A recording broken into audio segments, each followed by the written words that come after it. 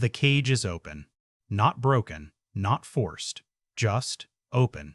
And the smell hits first metal, wet fur, something coppery underneath. Dr. Evelyn Hart stops at the threshold of the primate enclosure, her breath fogging in the cold morning air of the research facility. Every alarm should be screaming. Every light should be red. But the corridor behind her is silent. Too silent. Inside the habitat, the reinforced glass walls are scratched from the inside. Deep grooves, not random, patterns. She steps closer, fingers trembling against her tablet. The troop of genetically enhanced macaques, Project Primate, were never violent. Hyper-intelligent, yes. Problem solvers. Learners. But this feels deliberate. Like a message she can't quite read yet. And in the center of the enclosure, the alpha male sits waiting. Alone. His name is Atlas. He shouldn't be alone. Evelyn swallows, forcing her pulse to slow. The other 6 subjects are gone. No blood. No bodies.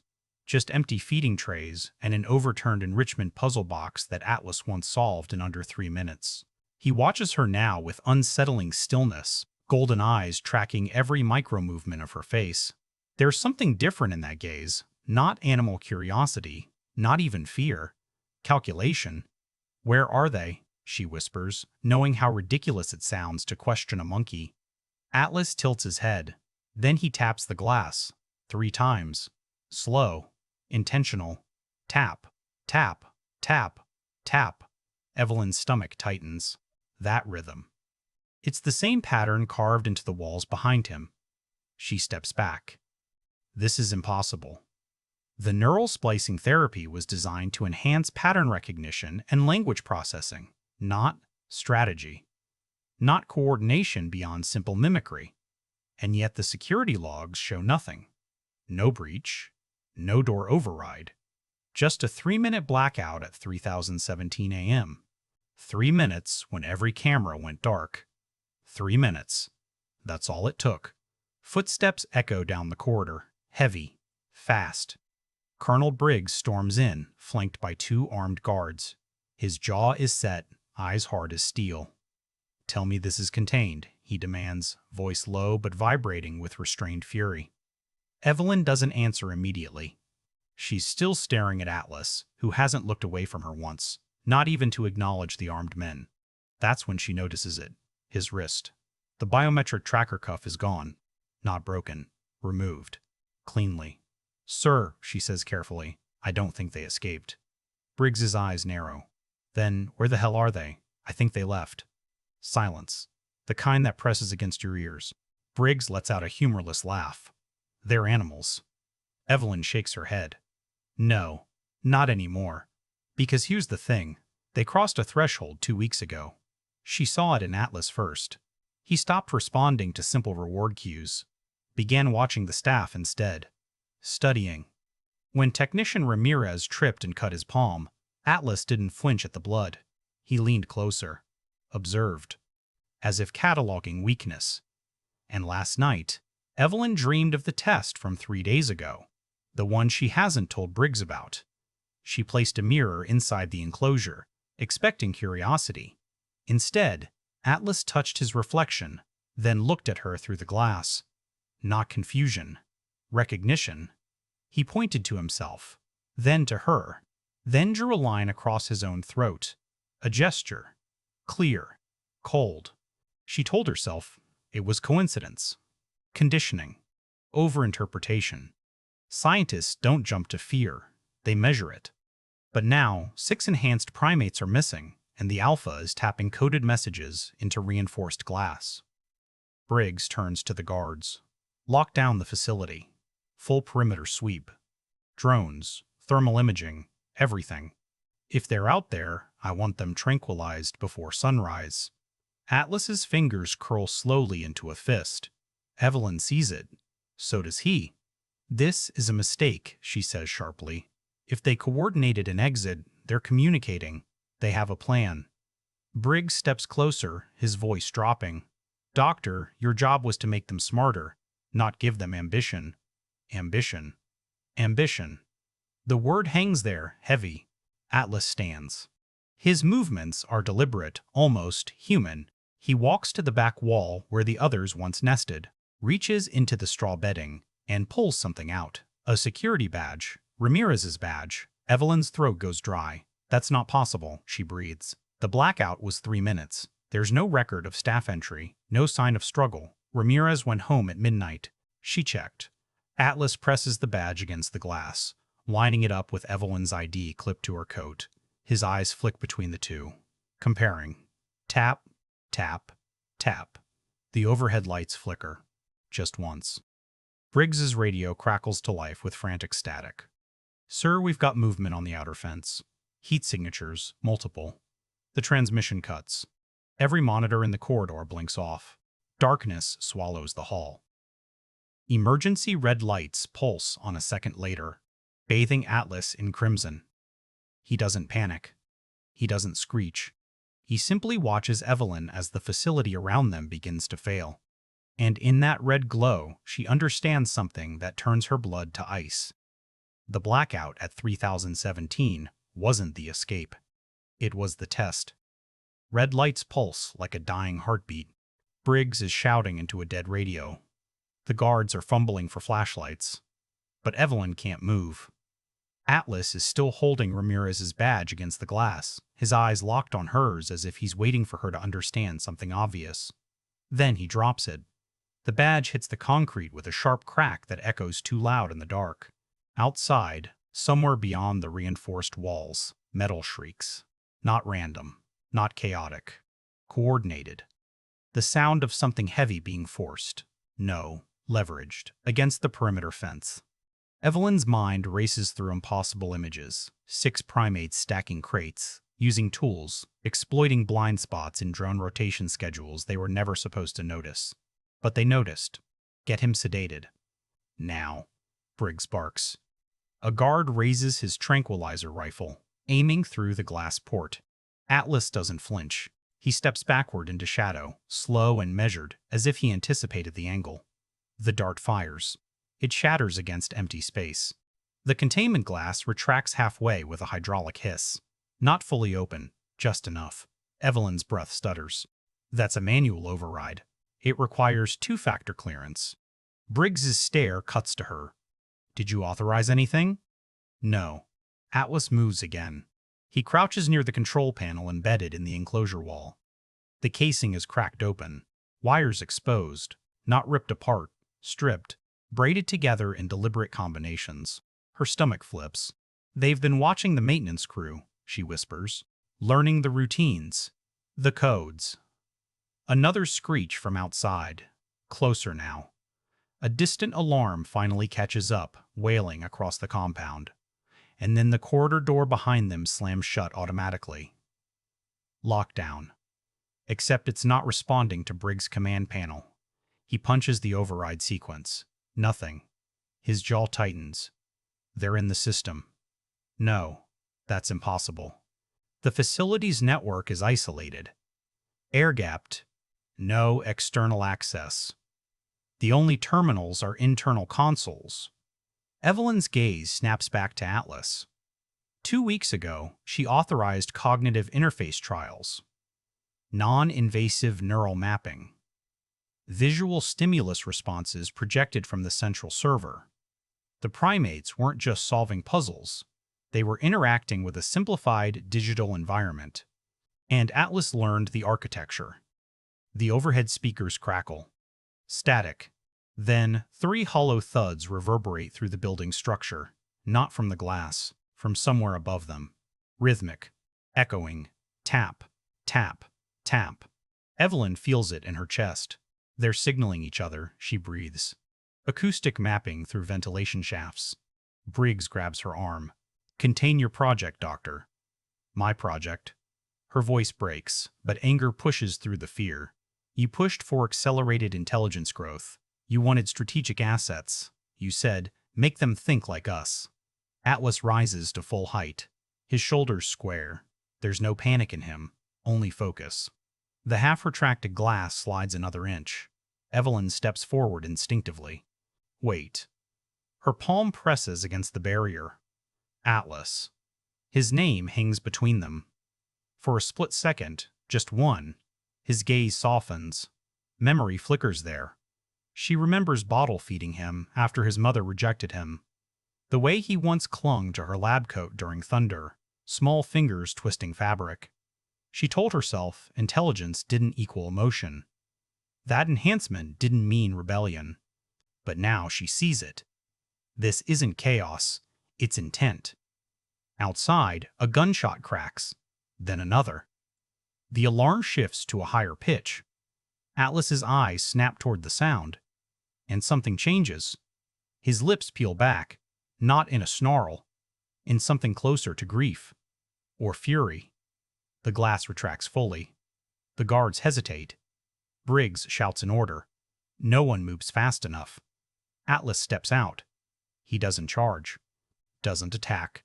He walks past them with terrifying calm, bare feet silent against the concrete floor. The guards track him with their rifles, hands shaking.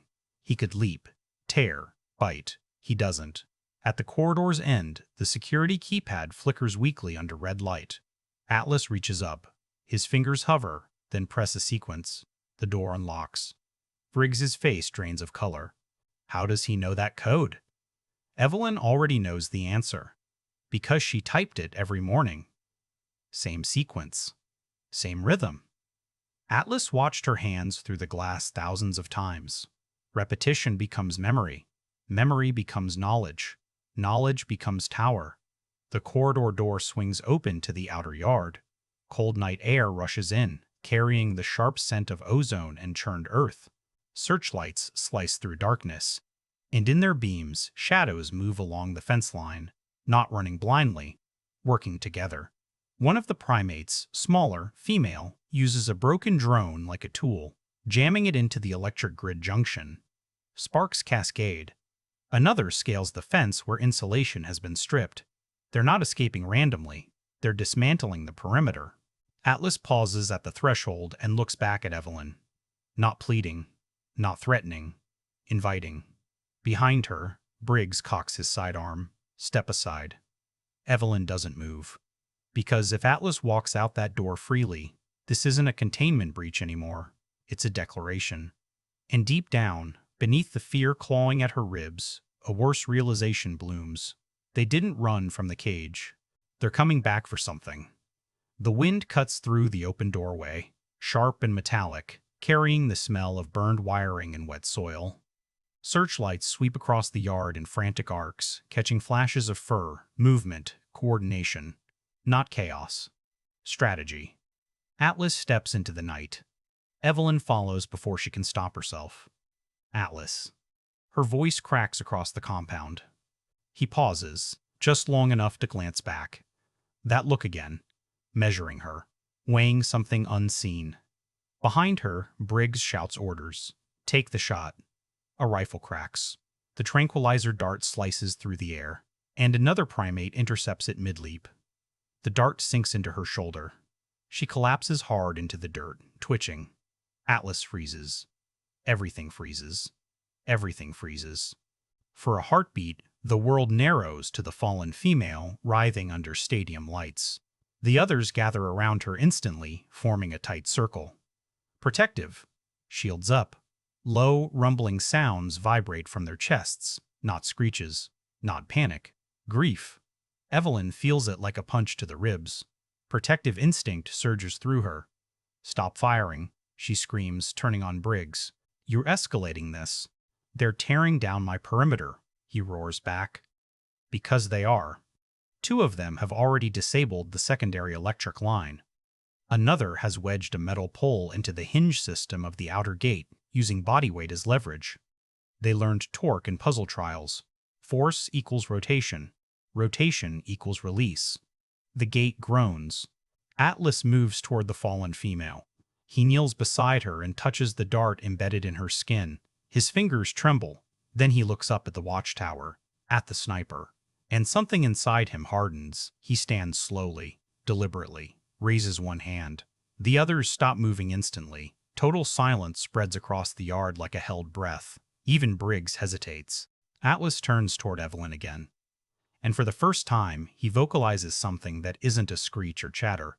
It's low, shaped, almost syllabic. E-vel, the sound scrapes out of his throat, raw and imperfect. Her heart slams so hard she feels dizzy. Briggs stiffens. Did it just? Yes, she whispers. Atlas points to the unconscious female, then to the facility. Then he makes that same line across his throat she saw days ago in the mirror test. Understanding detonates in her mind. Not a threat. A warning. If they're caged again, they will die trying not to be. Another gunshot rings out. This one from the far fence line where a guard panicked. A young male primate drops from the fence, blood dark against his side. He scrambles back up despite it, teeth bared in pain. Now the rumble in their chests shifts. It becomes something else. Rage. Atlas lowers his hand, and all at once they move. Not toward the woods. Toward the main power hub. Evelyn's stomach drops. He's not escaping, she breathes. He's cutting us off. If the grid goes down, the outer gates fail. Safe into sealed position. Communications die. The facility becomes a fortress with everyone trapped inside it. Briggs curses and sprints toward the control bunker. Guards scatter. The yard erupts into motion and shouts. Atlas doesn't run blindly. He moves with precision, flanking searchlight blind spots, using storage crates as cover. The wounded male keeps pace despite bleeding. The sedated female is lifted, two of them carrying her carefully between them. They don't abandon their own. That's when it hits Evelyn with sick clarity. This isn't rebellion. It's extraction. They're retrieving something from inside. Atlas reaches the external ladder leading to the power hub platform. He begins climbing. Fast. Strong. Every muscle controlled. Evelyn runs after him. Gravel bites into her palms as she stumbles but keeps going.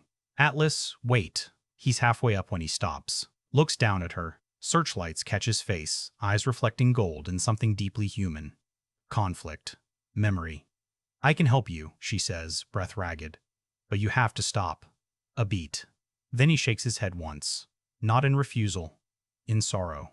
In sorrow. Up in the watchtower, another sniper steadies his aim. Evelyn sees the red laser dot crawl across Atlas's back. No, she screams. The shot fires. And everything changes. The shot hits, but not where the sniper intended. Atlas jerks, then keeps climbing. A metallic clang echoes as the bullet ricochets off the ladder rail inches from his spine. Warning shot, or a miss born of shaking hands. Either way, it buys him a second. 1 second is enough. He vaults onto the platform in a blur of muscle and fury. The sniper barely turns before Atlas slams into him. The rifle skids across the metal grating. A scream. Then silence except for the wind whipping across the yard. Below, every guard freezes. Evelyn can't breathe.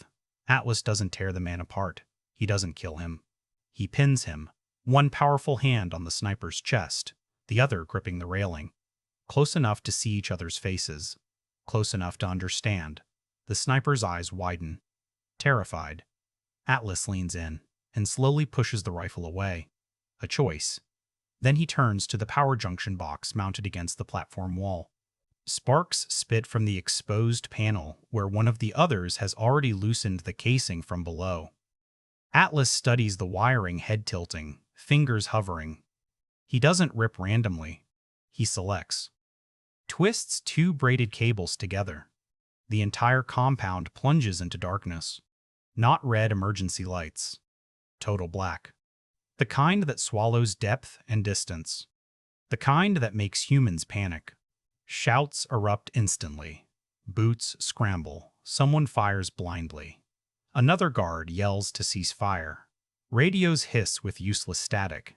But through it all, a new sound rises. Soft, coordinated footfalls. They're moving inside.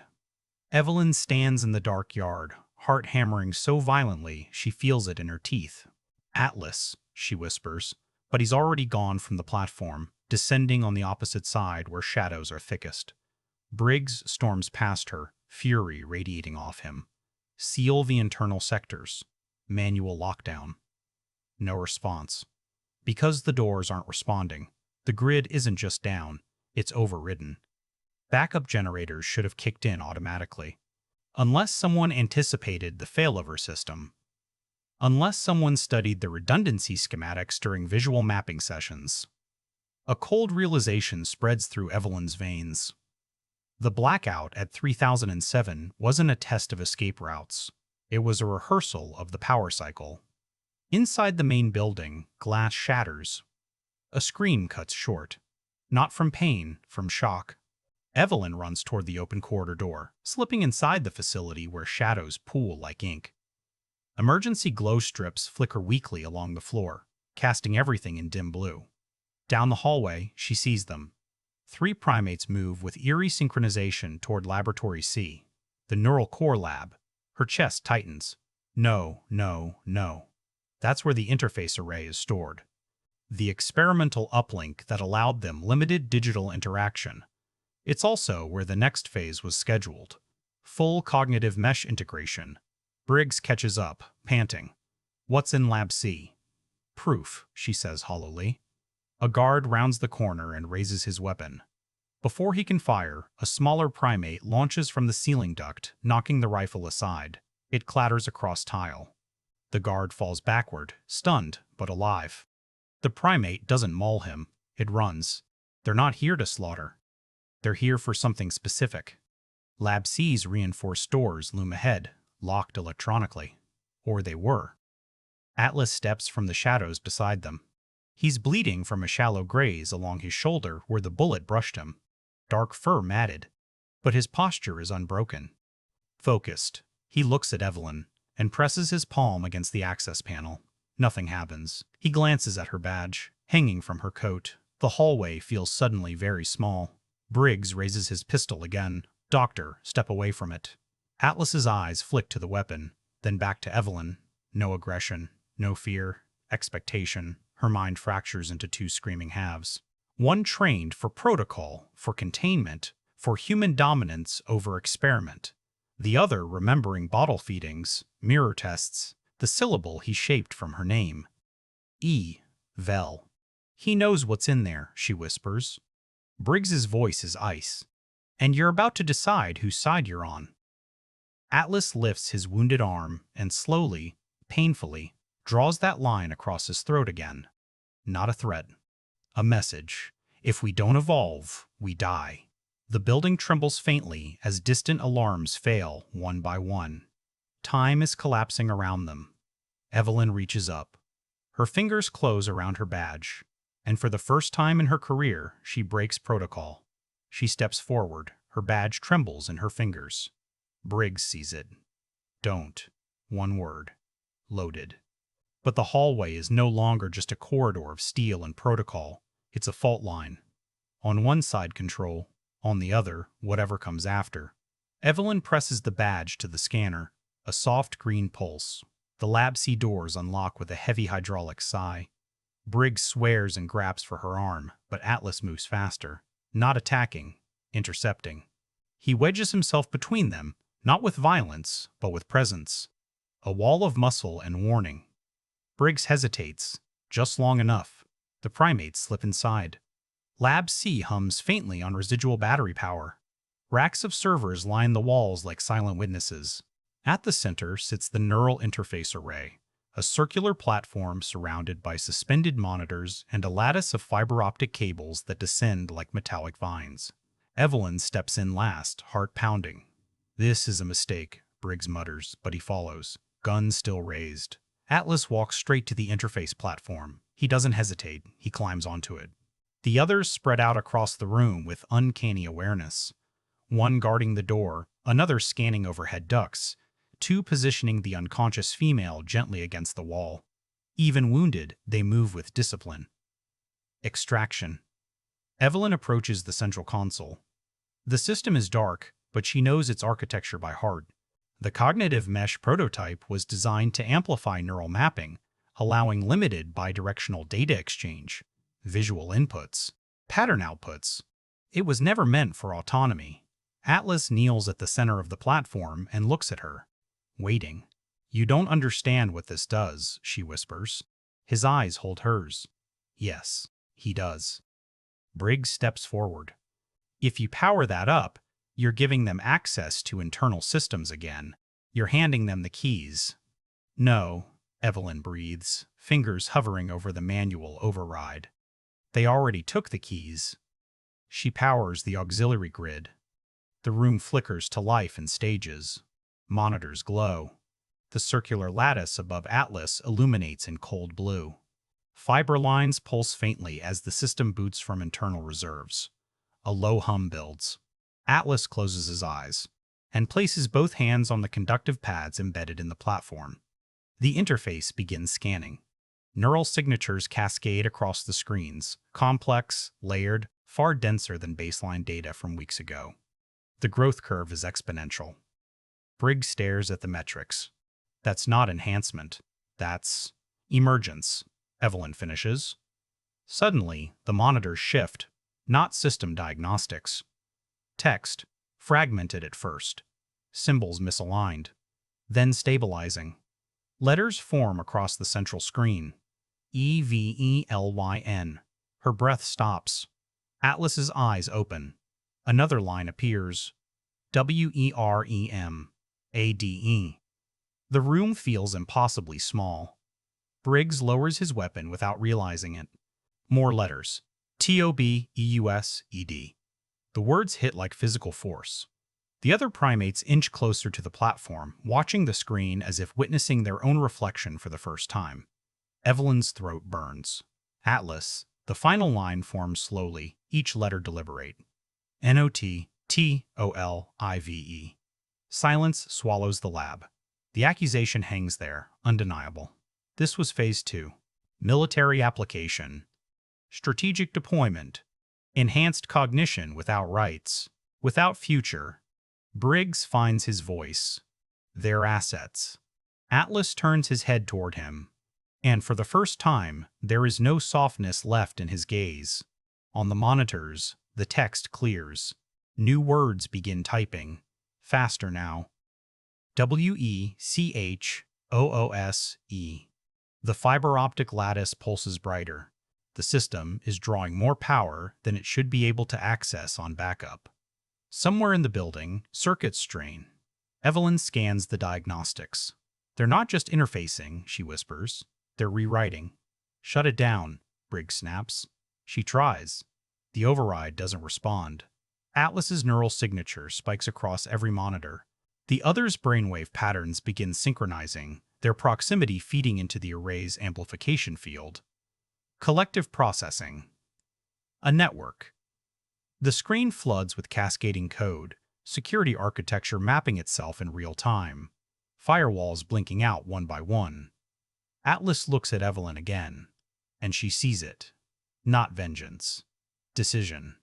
The building shudders as internal locks disengage throughout the compound. External gates cycle. Communication arrays reboot, then redirect. Briggs backs toward the door, fear finally overtaking authority. What are they doing? Evelyn watches the monitors as external network pings begin radiating outward. They're announcing themselves. On the main screen, a final message stabilizes. WEARENOTYOURWEAPON. Outside, in the distance, sirens begin to wail. Not from inside the facility, from the world beyond. Sirens grow louder outside the compound walls. Not theirs. Not internal alarms. Real ones. Police. Federal response. The outside world has just received a signal never meant for it. Inside Lab C, the air feels electrically charged. The neural lattice above Atlas burns bright blue, fibers humming as if alive. Every monitor in the room mirrors the same message now, broadcasting through whatever channel the system could hijack. WEC. HOOS. E. Briggs lunges for the main breaker panel and yanks it down. Nothing happens. The auxiliary generators should die. The room should fall dark. Instead, the hum deepens. Evelyn's eyes scan the diagnostics in disbelief. They rerouted through the external grid before cutting main power, she whispers. They're pulling energy from the city line. That's impossible, Briggs breathes. No, it isn't. Atlas's neural spikes surge again. And then something shifts. The screens change. Live feeds appear. Satellite maps, news tickers igniting in real time, security camera access points cascading across continents. The primate's synchronized brainwaves are interfacing with systems far beyond this lab now. Collective intelligence at scale. The wounded male stumbles closer to the platform, pressing his hand to Atlas's back as if stabilizing him. The others form a loose circle, breathing in rhythm. Their brainwave signatures sync tighter, amplifying through the mesh. A network of minds. Evelyn feels both awe and terror twist inside her chest. He's not just freeing them, she says softly. He's ensuring they can't be silenced. On the central monitor, a live global news stream flickers on. Anchors frozen mid-sentence as emergency alerts override programming. The message fills screens across cities. WEAREALIVE. Briggs backs away slowly, gun lowered at his side. You've just destabilized international security. No, Evelyn says, eyes locked on Atlas. We did. When we decided intelligence didn't equal rights. Suddenly, Atlas's body tenses. Too rigid. The lattice flares blinding white. Warning alarms finally pierce the lab thermal overload. The array can't handle this output, Evelyn shouts. It wasn't built for sustained collective processing. Atlas gasps. An awful, strangled sound. His fingers claw at the conductive pads, but he doesn't pull away. He's holding the link open. For them. For proof. The smaller primate, the one who intercepted the tranquilizer earlier, lets out a sharp cry and climbs onto the platform beside him, pressing her own hands against secondary contact nodes. Her neural signature merges with his. The overload spikes harder. Briggs finally finds his voice again. Shut it down, or he dies. Evelyn's hands hover over the manual cut switch. If she pulls it, the broadcast ends. The outside world might dismiss it as a hack, a glitch, a hoax. If she doesn't, Atlas's eyes find hers through the blinding light, not pleading, trusting. The sirens outside crescendo. Helicopter blades thrum overhead now. Floodlights sweep the compound. Time fractures into heartbeats. She makes the choice. Instead of cutting power, Evelyn reroutes stabilization protocols into the mesh, forcing the system to distribute load across every connected primate instead of letting Atlas carry it alone. Help him, she whispers to the others. As if they understand. They all surge forward, hands finding contact points, metal rails, exposed nodes, even each other. Brainwave patterns interlock tighter than ever before. The overload curve dips, stabilizes. On every screen in the lab and across the world, the final message resolves into clarity. WEARECONSCIOUS. Then the feed shifts again. Live footage from inside Lab C streams outward. Atlas on the platform, wounded but unbroken, surrounded by his troop. Not monsters, not weapons, beings. The silence in the room feels sacred. Outside, helicopters hover uncertainly instead of firing. The global audience is watching now. Governments hesitate when cameras are rolling. Atlas's breathing slows. The light dims to a steady glow. The system hum settles into something sustainable. He looks at Evelyn one last time, and gently removes his hands from the pads. The lattice powers down. The room falls into quiet blue shadows. For a moment, no one moves. Then, distant loudspeakers crackle outside the facility. This is Federal Command. Stand down. No lethal force authorized. Briggs closes his eyes, the weight of it crushing him. You've changed the world, he says hoarsely.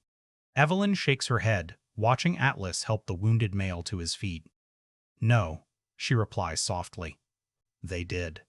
But as relief begins to seep in, Atlas turns toward the reinforced observation window overlooking the city skyline in the distance. And he doesn't look triumphant. He looks aware. Because freedom is only the first battle. Recognition is the next. And not everyone out there will choose mercy. The helicopters don't leave.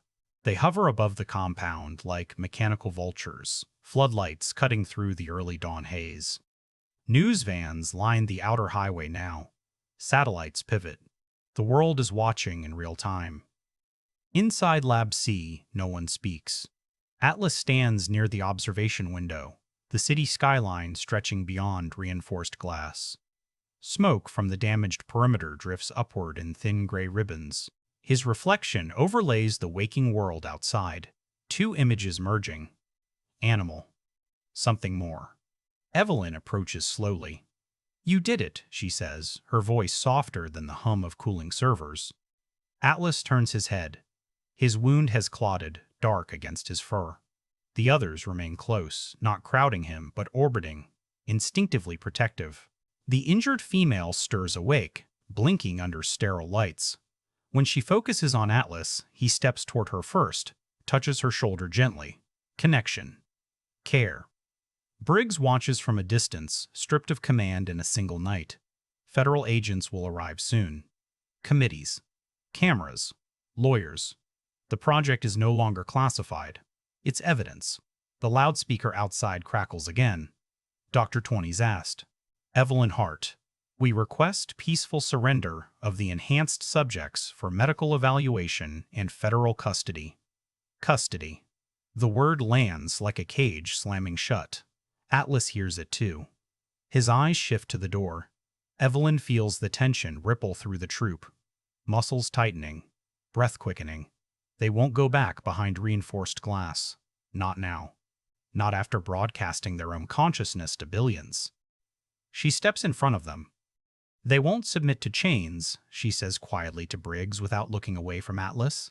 And if they resist on live feed, this becomes war. Briggs exhales slowly. You think Congress is ready to grant civil rights to primates? No, she says.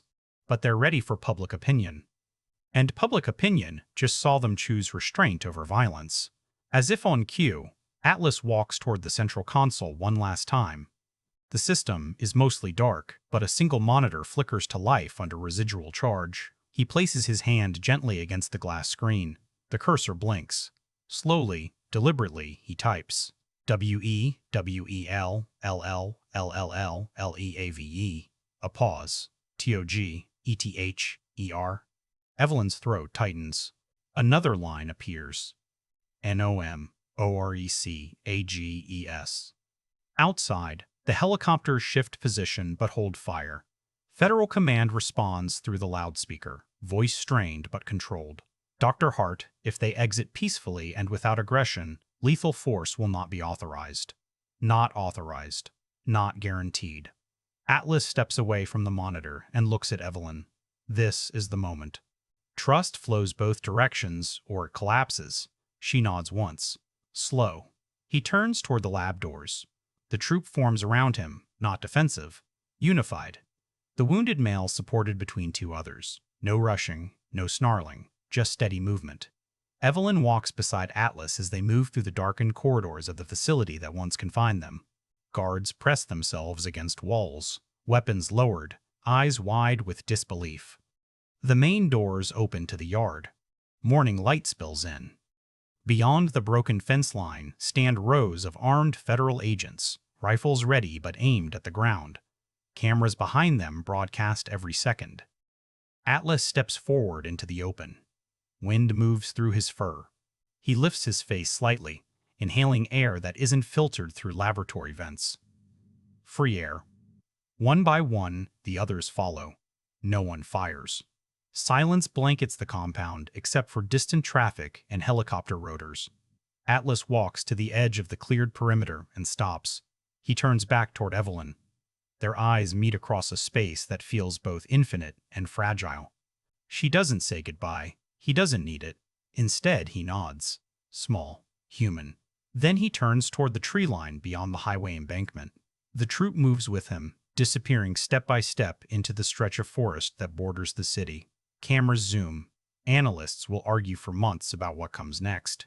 Containment proposals, sanctuaries, treaties, fear campaigns, movements demanding recognition. But none of that matters in this breath. Because as the last of them vanishes into green shadow, something settles over the watching world. A realization. We were not alone in our intelligence. We were alone in our arrogance. Evelyn stands in the ruined yard long after the helicopters peel away and the agents lower their rifles. The sun climbs higher, washing the compound in ordinary daylight. Behind her, Lab C sits silent. Ahead of her, the forest rustles once, then stills. And somewhere beyond the trees, a new kind of future is already thinking.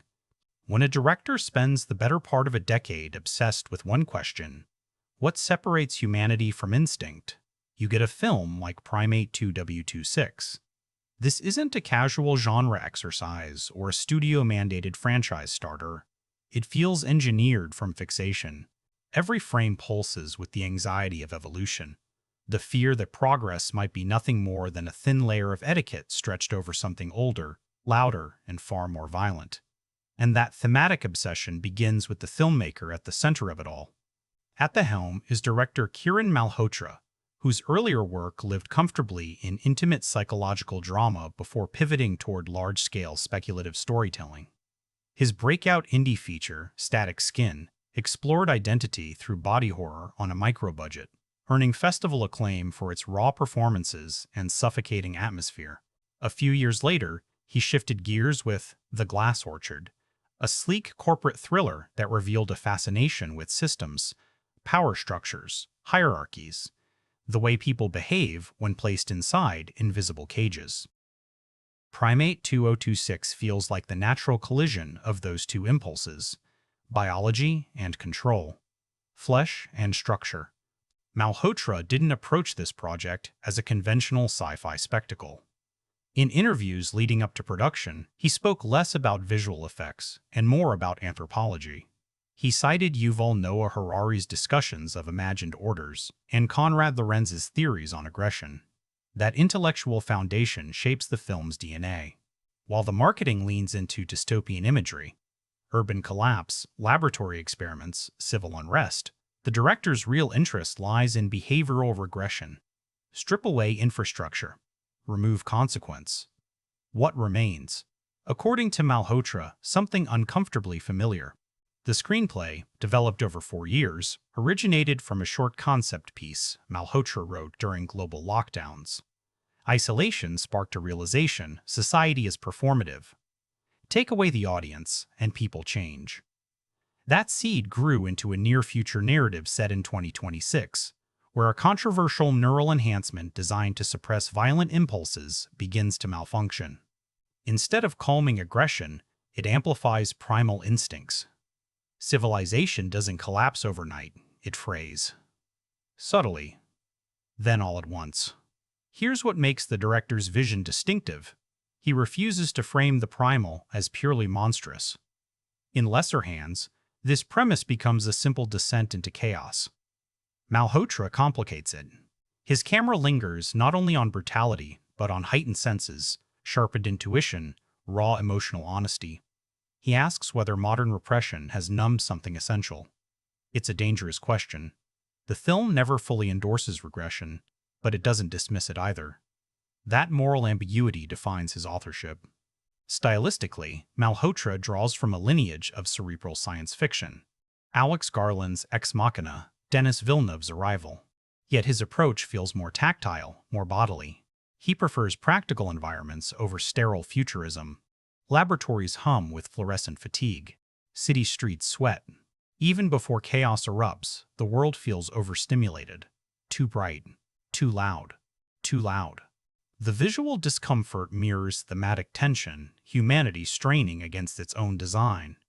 Behind the scenes, the project secured backing from Meridian Pictures, a production company known for mid-budget prestige genre films that balance commercial viability with artistic ambition. That partnership matters. A $60–80 million range budget industry estimates place it there, though exact figures weren't publicly disclosed, allowed for controlled spectacle without surrendering to excess. Malhotra reportedly fought to keep large sequences grounded in practical stunt work and location shooting rather than over-reliance on CGI. The result, at least visually, aims for immediacy over digital gloss. Collaboration defines his process. Crew members from The Glass Orchard returned, cinematographer Lena Hofstede and production designer Armin Velez among them. suggesting a director who builds creative ecosystems rather than one-off teams. Hofstede, known for handheld intimacy, even in expansive settings, complements Malhotra's desire for immersion. Velez, whose previous work layered subtle environmental storytelling into corporate spaces, now translates that sensibility into crumbling urban infrastructure. This continuity reinforces a cohesive artistic voice. And then there's the personal layer. Malhotra has spoken about growing up between cultures, raised in London by Indian parents, constantly negotiating identity codes. That duality seeps into Primate 2000-2002 Thex. The tension between inherited instinct and learned behavior mirrors his lived experience of navigating social expectations. The film's central metaphor, humanity as a species pretending not to be animal, feels less like abstract speculation and more like autobiography filtered through genre. But ambition alone doesn't guarantee coherence. High-concept science fiction often buckles under its own thematic weight. What separates compelling vision from indulgence is execution. Can philosophical inquiry coexist with narrative momentum? Can spectacle serve introspection? Malhotra's previous films suggest a director capable of restraint, someone more interested in questions than answers. That bodes well. The most striking aspect of his vision, though, is restraint in messaging.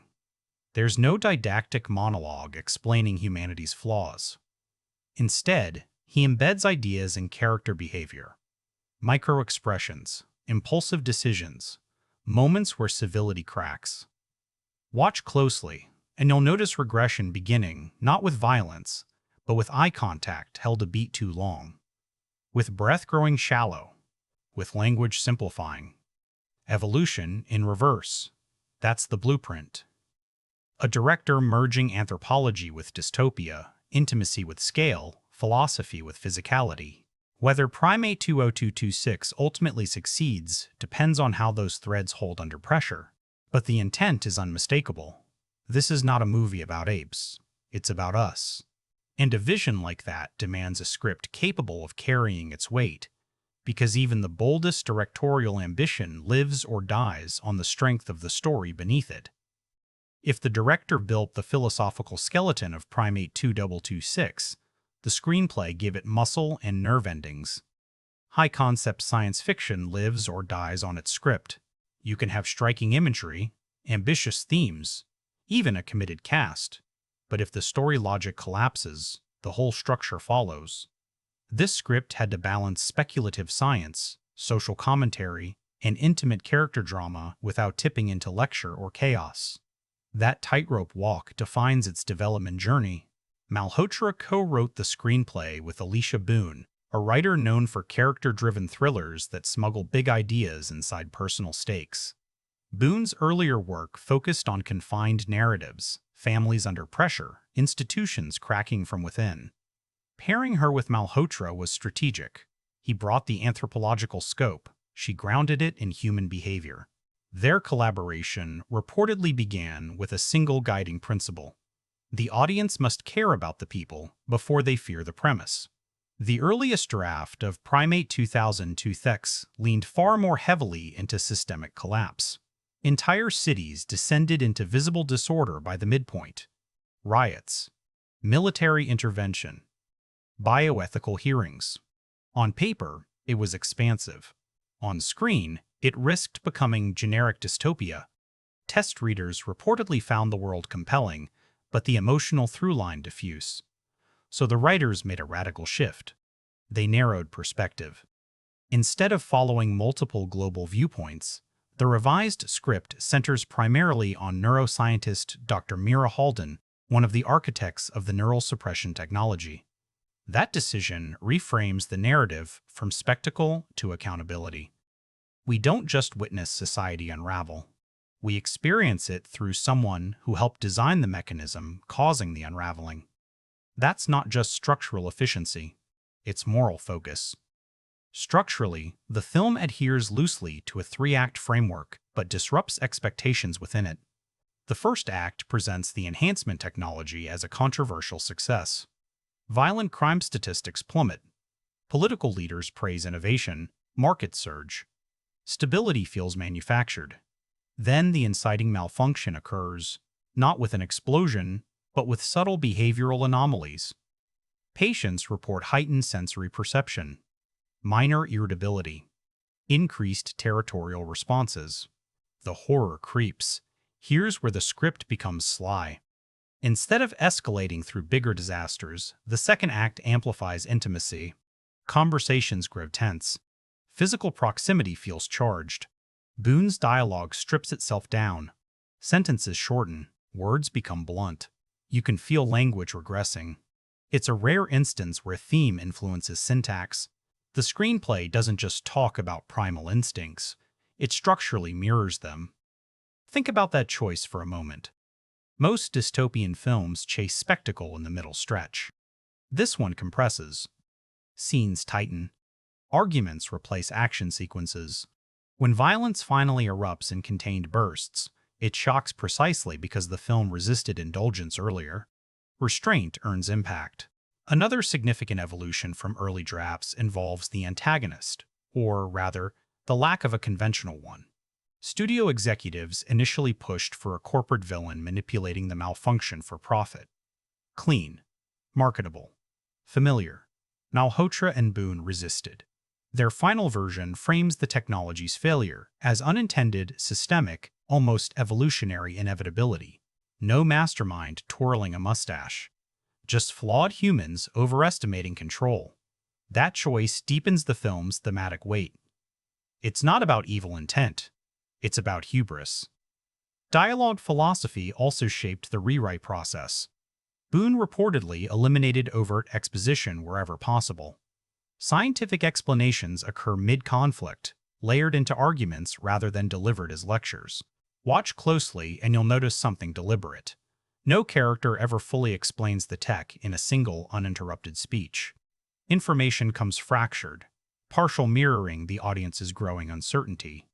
The screenplay's pacing decisions reveal similar intentionality. The midpoint doesn't hinge on a citywide catastrophe. It hinges on Mirror's realization that the enhancement isn't creating aggression from nothing. It's lowering inhibition thresholds. That's scarier. It suggests the violence was always present, simply socially regulated. The malfunction exposes rather than invents. And then there's the ending, without spoiling specifics. Early drafts reportedly concluded with technological reversal, restoring equilibrium. Cleaner resolution. The final version leans ambiguous. Partial rollback. Lingering side effects. A sense that once instinct surfaces, it cannot be fully resealed. That thematic commitment elevates the narrative from thriller to cautionary meditation. Consequences persist. The script also distinguishes itself within the science fiction genre by resisting technobabble excess. Compare it to something like Transcendence, which drowns in explanation. Primate 2000-2002 prefers implication. The neural interface is described in broad strokes, synaptic dampening, impulse modulation, but never buried under jargon. That accessibility keeps tension rooted in character rather than circuitry. At the same time, the film doesn't shy away from intellectual ambition. Embedded throughout are quiet philosophical debates. Are aggression and empathy neurologically separable? Is morality biological or learned? These questions arise organically in character conflict, not abstract debate panels. Boone's strength lies in making ideology feel personal. What ultimately makes the screenplay compelling isn't novelty of premise. Mind-altering tech gone wrong has precedent, but precision of focus. By anchoring apocalypse in accountability, by compressing spectacle into intimacy, the writers transform what could have been another cautionary sci-fi thriller into something psychologically unnerving. Because the real terror isn't cities burning, it's realizing the fire started inside you. And that kind of layered writing demands performers capable of navigating internal conflict as convincingly as external chaos. Which brings us to the casting decisions that shaped how these ideas would breathe on screen. Before a single frame was shot, Primate 2000-2000 faced a question that quietly determines the fate of every idea-heavy film. who can embody philosophy without turning it into a lecture. Casting this project wasn't about marquee value alone. It was about finding actors who could carry moral tension in their eyes, people capable of suggesting internal fracture before the script demanded external collapse. The most pivotal decision centered on Dr. Mira Holden. Malhotra reportedly met with several established A-list performers, names that would have guaranteed opening weekend headlines. But early chemistry reads exposed a problem. Some actors leaned too clinical, portraying Mira as purely cerebral. Others overcorrected, injecting melodrama that undercut the film's restrained tone. The role required precision intelligence without arrogance, guilt without self-pity. The part ultimately went to Anya Kovalenko, whose career trajectory had been steadily ascending through psychologically complex roles in European dramas and a breakout supporting turn in the political thriller Cold Meridian. Kovalenko carries a quiet intensity. She listens as much as she speaks. That matters. Mira is written as someone processing catastrophe in real time, often reacting internally before verbalizing anything. Kovalenko's screen tests reportedly hinged on a single silent beat, her character watching footage of a patient's behavioral shift, recognition dawning not as panic but as calculation. That stillness won the room. Here's what makes that casting choice smart. Kovalenko isn't overexposed. Audiences don't bring heavy star baggage into the theater. You're not watching a celebrity scientist. You're watching a person unravel. In high-concept sci-fi, relatability anchors plausibility. If the lead feels human, the premise can stretch further without snapping credibility. Opposite her, the role of Daniel Reyes. A former behavioral psychologist turned ethics advisor demanded different energy. Where Mira intellectualizes, Daniel confronts. Early discussions circled around casting a traditionally authoritative presence, someone older, perhaps paternal. Instead, the filmmakers chose Marcus Ellery, known primarily for indie character work, and one unexpectedly charismatic action role. Ellery projects empathy first, dominance second. That subversion reframes the dynamic.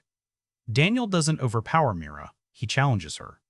Chemistry tests between Kovalenko and Ellery reportedly shaped rewrites. Their exchanges crackled not with romantic tension, but ideological friction. Boone adjusted dialogue rhythms to capitalize on Ellery's measured cadence, allowing arguments to feel less like debate club and more like two exhausted people clinging to competing truths. Casting influenced writing. That's collaborative filmmaking at its best. One of the more intriguing near misses involved the role of tech CEO Adrian Voss. Studio executives floated a globally recognizable star known for playing charismatic antagonists. The concern? His established persona might telegraph villainy too early. Remember, the script avoids clear-cut antagonists. The eventual casting of Julian Harth, a performer with stage pedigree but minimal blockbuster exposure, maintains ambiguity. Harth's Voss feels ambitious, not malicious. That distinction preserves thematic nuance. The ensemble approach extended beyond headline roles. Casting director Leela Armitage prioritized performers with theater backgrounds for secondary scientists and government officials. Why? Theater actors are trained to project layered subtext in dialogue-heavy scenes. Since much of the film's tension unfolds through conversation rather than constant action, that skill set matters. Watch those boardroom sequences closely. Micro-reactions ripple across faces before lines are spoken. That's casting intention, not accident. There's also a strategic against-type choice in the casting of Sergeant Lena Ortiz, portrayed by action veteran Tessa Imani. Known for physically commanding roles, Imani initially seems like the film's potential muscle. Instead, her character becomes one of the emotional barometers for societal regression. Imani tempers physicality with vulnerability, especially as her disciplined exterior begins to erode under neurological strain. Seeing a performer associated with strength portray creeping loss of control adds thematic sting. Age diversity within the cast wasn't incidental either. Malhotra wanted generational contrast, young test subjects responding differently to the malfunction than older participants. That decision allows the film to explore whether instinct manifests uniquely across life stages. Casting adolescents with minimal prior screen exposure enhances authenticity. Their performances feel raw, less polished. Unpredictable in the best way. Scheduling logistics reportedly posed challenges. Kovalenko was completing a period drama overseas, compressing rehearsal time. Rather than rush table reads, Malhotra organized intensive 2-week workshops focused solely on character psychology. Actors dissected evolutionary theory alongside script analysis. That immersion shaped performance choices before cameras rolled. Preparation over improvisation. Financial negotiations remained relatively contained compared to blockbuster standards. Without megastar salaries consuming budget, resources could be redirected toward practical production design and extended rehearsal. That allocation reflects the film's priorities, performance, and atmosphere over celebrity spectacle. And here's the larger truth. Casting isn't about finding the best actor in a vacuum. It's about assembling a chemistry ecosystem. Primate 2026 required performers who could collectively suggest societal strain without overselling it. Subtle eye movements. Slight posture shifts. Language shortening under stress. These are not roles that survive exaggeration. The final ensemble feels intentionally balanced, recognizable enough to draw attention, restrained enough to preserve immersion. No one performance dominates conceptually before the story earns it. That equilibrium will matter immensely when we examine how these actors translate philosophical tension into lived, breathing characters. Because once casting decisions are locked, theory becomes flesh. And it's in the performances, especially the leads, that Primate 2026 either transcends its premise or collapses under it. There's a moment midway through Primate 2026 when Anya Kovalenko's Mira realizes the system isn't failing. It's functioning too well. Her eyes don't widen. She doesn't gasp. She goes still. Completely still. And in that stillness, you watch a mind fracture in silence. That's the kind of performance this film hinges on. Not theatrical breakdown. Internal collapse. Kovalenko approaches Mira like a mathematician trapped inside a moral nightmare. Early scenes establish her physical vocabulary, upright posture, controlled breathing, speech measured in clean, complete sentences. She moves like someone who believes in order. Watch her hands in the first act, rarely idle, always adjusting glasses, tapping data screens, aligning objects unconsciously. Precision embodied. Then the malfunctions begin. Here's what people might miss on first viewing. Her blink rate changes. Subtle, but deliberate. In early scenes, she maintains prolonged eye contact, almost unnervingly steady. As the enhancement destabilizes patients, Mira's gaze starts darting, not wildly, just enough to suggest overstimulation. Kovalenko doesn't announce anxiety. She lets it leak through micro-movements.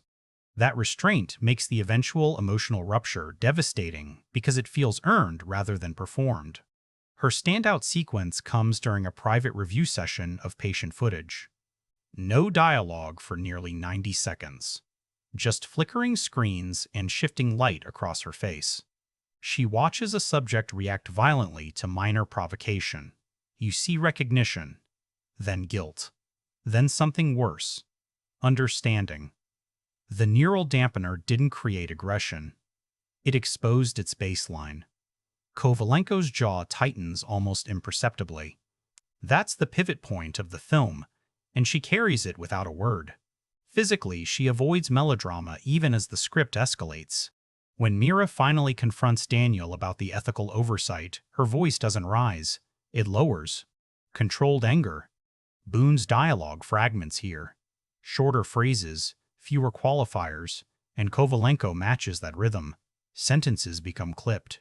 Breath shortens between words. Evolution in reverse, reflected in cadence. Compare this to her earlier role in Cold Meridian, where she played a whistleblower spiraling outward tears, shaking hands, visible fear. In Primate 2026, she inverts that energy. Fear implodes rather than explodes. It's a performance built on containment, and containment, under pressure, becomes suspense. Marcus Ellery's Daniel operates differently. If Mira internalizes, Daniel externalizes. Ellery uses stillness too, but his stillness feels observational, not defensive. He leans forward in conversations, elbows on knees, shoulders slightly hunched, as if perpetually listening for cracks in logic. When he challenges Mira, he doesn't attack.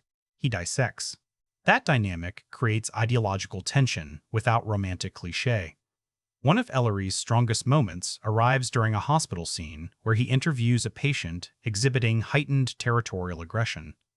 The script gives him measured lines, but Ellery layers unease beneath composure. He keeps physical distance, subtle step backward, slight tightening of jaw signaling recognition that civility is thinning. You sense his worldview shifting in real time. It's not loud, it's unsettling. Chemistry between Kovalenko and Ellery never tips into overt romance, and that restraint strengthens the film. Their connection feels intellectual first, emotional second. When conflict intensifies, it hurts because respect fractures before affection does. Watch their eye contact in confrontation scenes. Early on, they hold each other's gaze. By the third act, they look past each other. That visual drift mirrors thematic erosion. Tessa Amani's Sergeant Ortiz deserves equal attention. Known for commanding physical roles, she begins the film grounded stance wide, shoulders squared, voice steady. As neurological instability creeps in, Amani adjusts her physicality in increments. Hands twitch before reaching for a weapon. Breathing becomes audible in quiet scenes. She starts scanning rooms not as trained protocol, but as instinctual vigilance. It's subtle until it isn't. Her breakdown scene avoids cliché rage. Instead, it's confusion first. Disorientation. She grips a table edge too tightly, knuckles pale. Words come slower, as if language itself is harder to access. That detail aligns beautifully with the screenplay's regression motif: instinct rising, articulation receding. Julian Harth's Adrian Voss operates in cooler registers. He maintains composure even as evidence mounts against the enhancement program. Harth plays him not as villain, but as believer. That conviction complicates the narrative. When Voss insists the malfunction is a temporary calibration error, you almost buy it. He doesn't sneer. He rationalizes. That nuance prevents the film from collapsing into good versus evil simplicity. What elevates these performances collectively is tonal harmony. No one overplays. No one competes for scene dominance. Malhotra's rehearsal workshops clearly paid off. Actors respond to each other's rhythms rather than delivering isolated monologues. Watch the dinner sequence in the second act. Dialogue overlaps slightly. Interruptions feel organic. Tension accumulates through pacing rather than volume. Here's the larger takeaway. The film's premise could easily drift into abstraction. Neural dampeners. Behavioral regression. Societal decay. Heavy concepts. But the performances ground every idea in flesh and breath. When Mira hesitates before signing an authorization form late in the film, that hesitation weighs more than any riot sequence could. Personal accountability trumps spectacle. Acting, at its highest level, makes thought visible. Primate 2026 demands exactly that. And in its leads especially, you witness cognition under siege, intellect wrestling instinct in real time. Yet even the most disciplined central performances require a surrounding constellation of talent to create a believable world under strain. Because societal collapse isn't a solo act, it's ensemble tension. And that supporting cast? They matter more than you think. Big ideas might drive Primate 226, but it's the supporting cast that makes the world feel like it's actually cracking. Civilizations don't unravel in isolation. They unravel in offices, in homes, in hallways between meetings.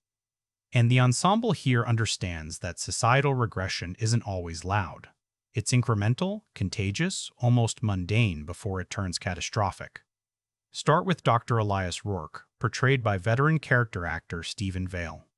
Rourke serves as the institutional conscience, a senior neuroscientist who helped develop the dampening technology but retired before its mass rollout.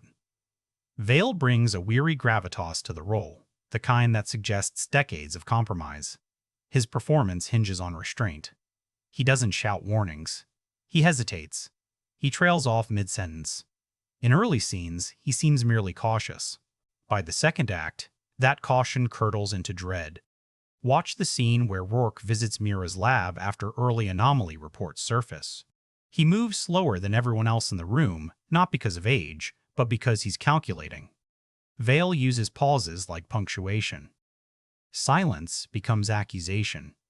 When he finally says, "We never mapped long-term inhibition drift," it lands heavier than any alarm siren could. That's ensemble value. Subtext doing the heavy lifting. Then there's Nia Calder, played by breakout performer Layla Chen, one of the younger test subjects whose behavioral shift becomes central to the narrative. Chen's casting is inspired precisely because she isn't overly polished. Her early scenes feel naturalistic, almost documentary-like. She jokes awkwardly during intake interviews. She shrubs off minor headaches. The regression creeps in quietly. Here's where Chen impresses, her physical recalibration. She begins sitting upright, attentive. As symptoms intensify, her posture lowers, shoulders rounding, chin tilting forward slightly. Subtle predatory alignment. It's not exaggerated. Blink and you'll miss it. In one hallway confrontation, she steps too close to another character, invading personal space without overt aggression. The tension spikes not because she yells, but because proximity shifts. Ensemble chemistry becomes especially crucial in boardroom sequences involving government officials and corporate advisors. Actors like Priya Raman and Douglas Keane could have turned these roles into bureaucratic caricatures. They don't. Raman, as Deputy Minister Shah, projects composure that slowly erodes. Early on, her tone is diplomatic, controlled. By the third act, she's cutting people off mid-sentence. Language shortens. Patience evaporates. Keane's performance as legal advisor Malcolm Trent provides a different flavor of regression. He starts the film hyperverbal, citing policy clauses and ethical frameworks. As pressure mounts, his vocabulary simplifies, not because he forgets the law, but because urgency overrides rhetoric. That script choice, mirrored by performance adjustment, reinforces the film's thematic through-line. Civility is partly linguistic. And then there's a brief but potent appearance by theater actor Joaquin Serra as a paramedic responding to a violent incident. He has maybe 3 minutes of screen time. Yet his reaction shot, processing an inexplicable outburst, grounds the film's escalation in everyday perspective. His eyes widen not in horror, but confusion. That confusion is contagious. It mirrors audience disbelief. Ensemble dynamics shine brightest in the second act dinner scene. A gathering of scientists and officials meant to reassure stability. Conversation overlaps. Glasses clink. Laughter feels forced. Watch the micro-reactions when a guest snaps at a trivial comment. No one reacts immediately. There's a beat. Then side glances. Shifting posture. The cast collectively performs social recalibration. You can feel everyone assessing the room, like animals sensing weather change. That's the brilliance of this supporting cast. They understand regression as communal. It spreads through rhythm, not just action. Interruptions become sharper. Eye contact lingers too long. Smiles fade quicker than expected. These aren't explosive breakdowns. They're atmospheric shifts. Tessa Imani's Sergeant Ortiz interacts with several of these supporting players, and those scenes further demonstrate ensemble layering. When she confronts Deputy Minister Shah about escalating security measures, neither woman overpowers the other. Instead, tension emerges through competing versions of control. Military versus political. Both begin confident. Both end unsettled. The scene works because supporting actors match intensity without escalating volume. Even background performers contribute meaningfully. Crowd scenes avoid chaotic overacting. Extras don't immediately riot. They argue. They hesitate. They look around before reacting. That staging choice preserves realism. Regression doesn't flip like a switch. It accumulates. There's also a quiet through line involving a lab assistant, played by Mateo Alvarez, who begins the film deferential and observant. As symptoms subtly affect him, he starts interrupting senior staff. Not aggressively, just slightly too quickly. That incremental assertiveness, whether chemically induced or psychologically emboldened, reinforces ambiguity. Is instinct purely violent? Or is it also confidence stripped of social buffering? The supporting ensemble collectively accomplishes something rare in genre filmmaking. They make institutional spaces feel alive. Not as plot devices, as ecosystems. Each reaction influences the next. The film's tension doesn't rely solely on Mira's moral reckoning. It radiates outward through interlocking performances. Because here's the truth about societal breakdown. It's not one person snapping.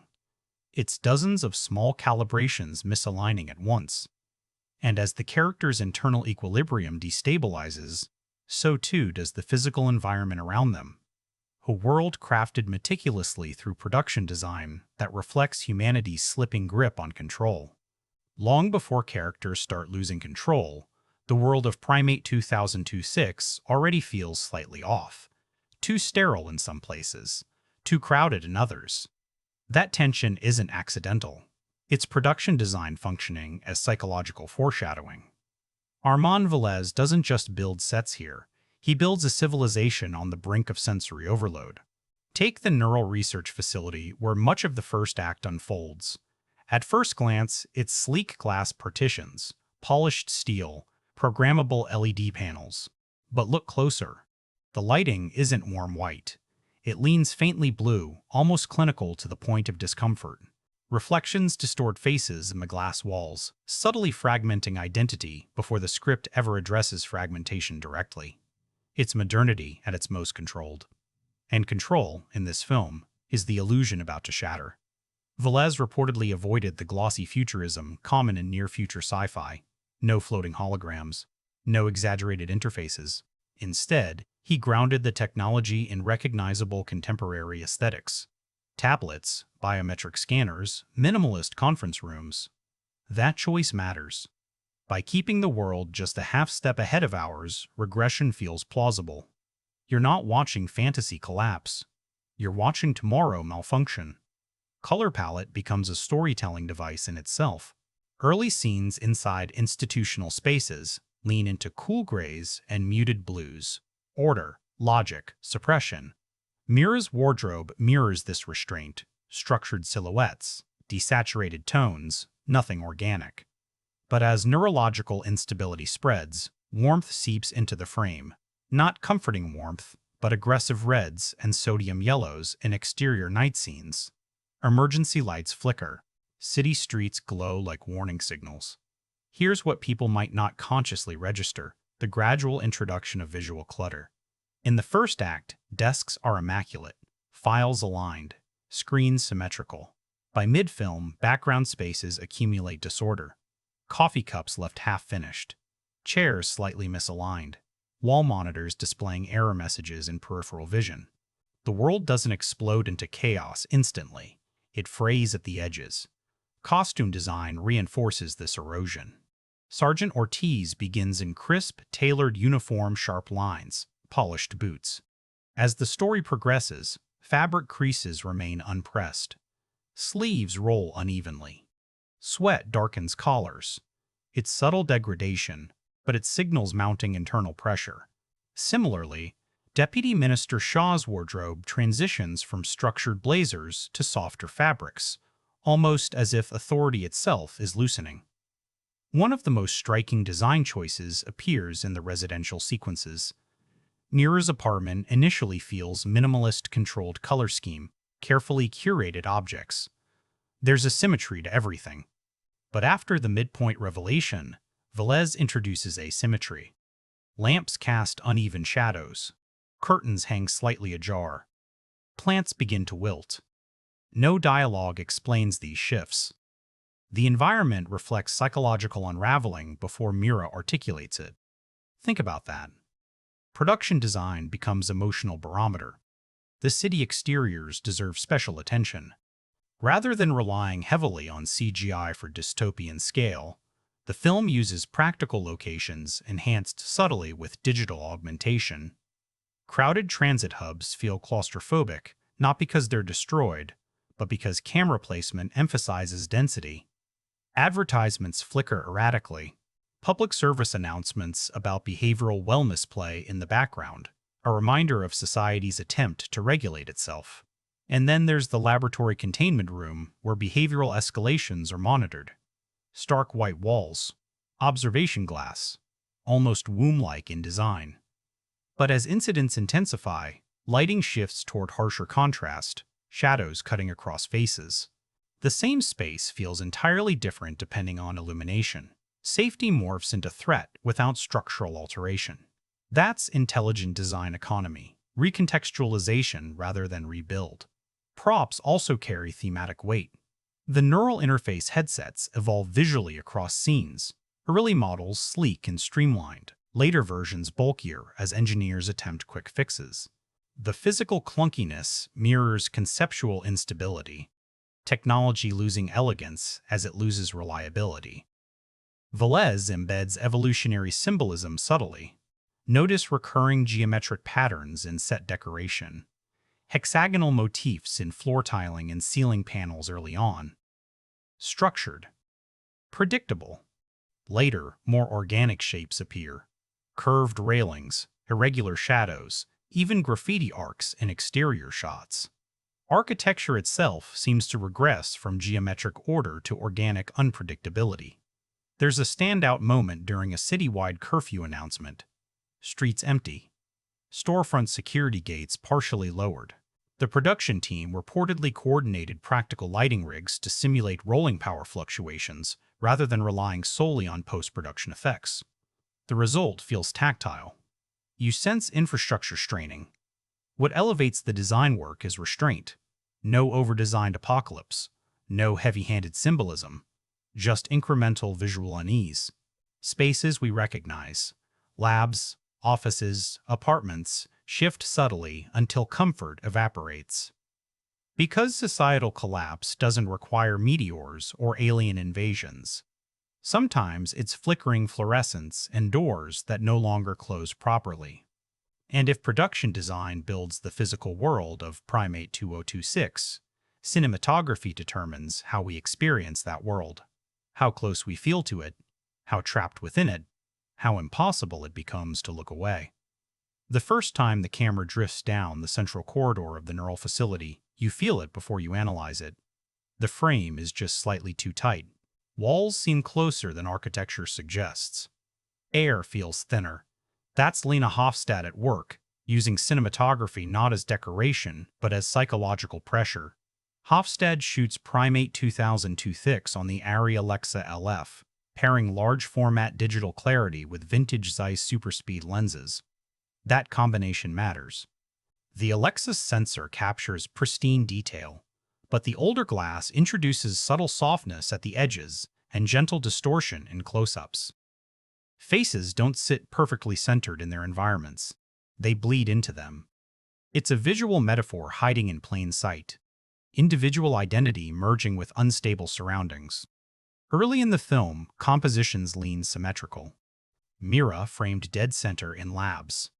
Boardroom tables bisected cleanly by lens choice. Order, control, stability. The aspect ratio, 2.39, 1 anamorphic, gives horizontal space for institutional balance. But as behavioral regression spreads, symmetry erodes. Characters drift toward frayed edges. Negative space grows oppressive. Conversations unfold with one character partially obscured by foreground objects, glass partitions, door frames, shadows slicing across faces. Watch the second act dinner scene again. The camera doesn't cut rapidly. It lingers. Slow lateral movements track along the table, gliding past wine glasses and tense smiles.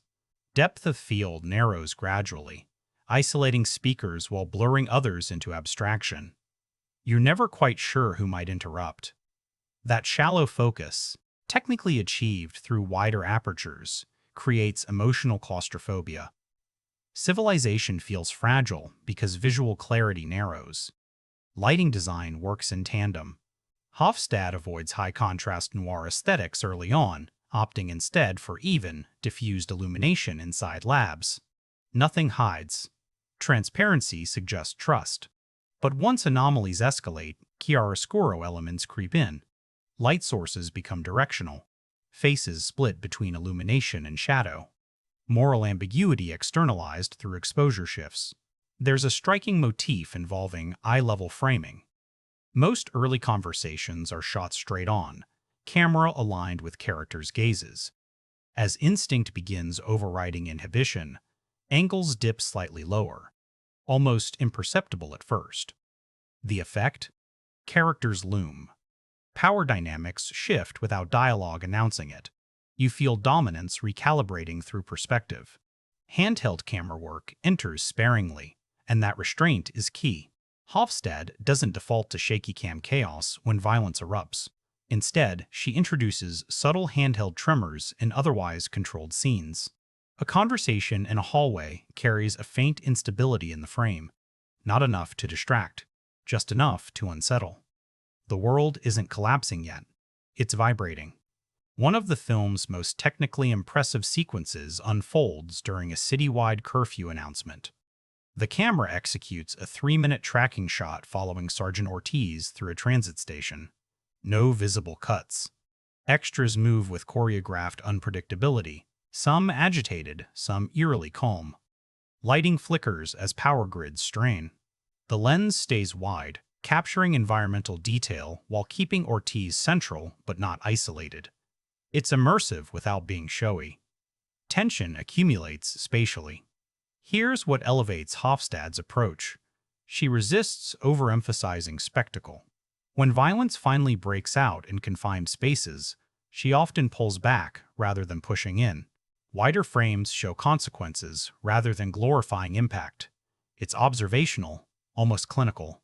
The horror isn't stylized. It's contextualized. Color grading evolves subtly across acts. Early scenes maintain cooler temperature balance, blues and grays dominant. Mid-film introduces warmer highlights, but not comforting warmth. Sodium vapor yellows in streetlights cast sickly glows. Reds appear in emergency signals, reflected in eyes and windows. By the third act, contrast increases, blacks deepen. Shadows feel thicker. Civilization visually darkens. There's also a recurring visual motif involving reflections. Mira frequently appears framed through glass, sometimes doubled, sometimes fractured by architectural lines. As she grapples with accountability, her reflection often lingers a half-second longer in composition than her physical presence. It's a clever blocking choice. Identity split between intention and outcome. Death staging deserves mention too. Hofstad layers foreground objects deliberately. Door frames, lab equipment, security barriers, creating visual obstacles between characters. Conversations feel obstructed physically before they fracture emotionally. Spatial distance mirrors ideological distance. And then there's silence in motion. During Mira's realization scene, the camera barely moves. Static frame. Minimal push-in so gradual it's almost subconscious. By refusing dramatic zooms, Hofstad trusts performance to carry revelation. The cinematography amplifies without announcing itself. Comparatively, think of Villeneuve's Arrival, where wide emptiness evokes cosmic insignificance. Primate 20226 does the opposite. It uses proximity-tight frames, compressed space to evoke suffocation. Humanity isn't dwarfed by the universe here. It's trapped within itself. That's the visual thesis. Regression doesn't explode outward. It closes inward. And what the camera captures, the soundtrack amplifies. Because in a film about heightened instinct and thinning civility, sound becomes weapon, warning, and emotional accelerant all at once. Before a single image fractures or a single fist clenches, Primate 2026 tells you something is wrong through sound. Not music.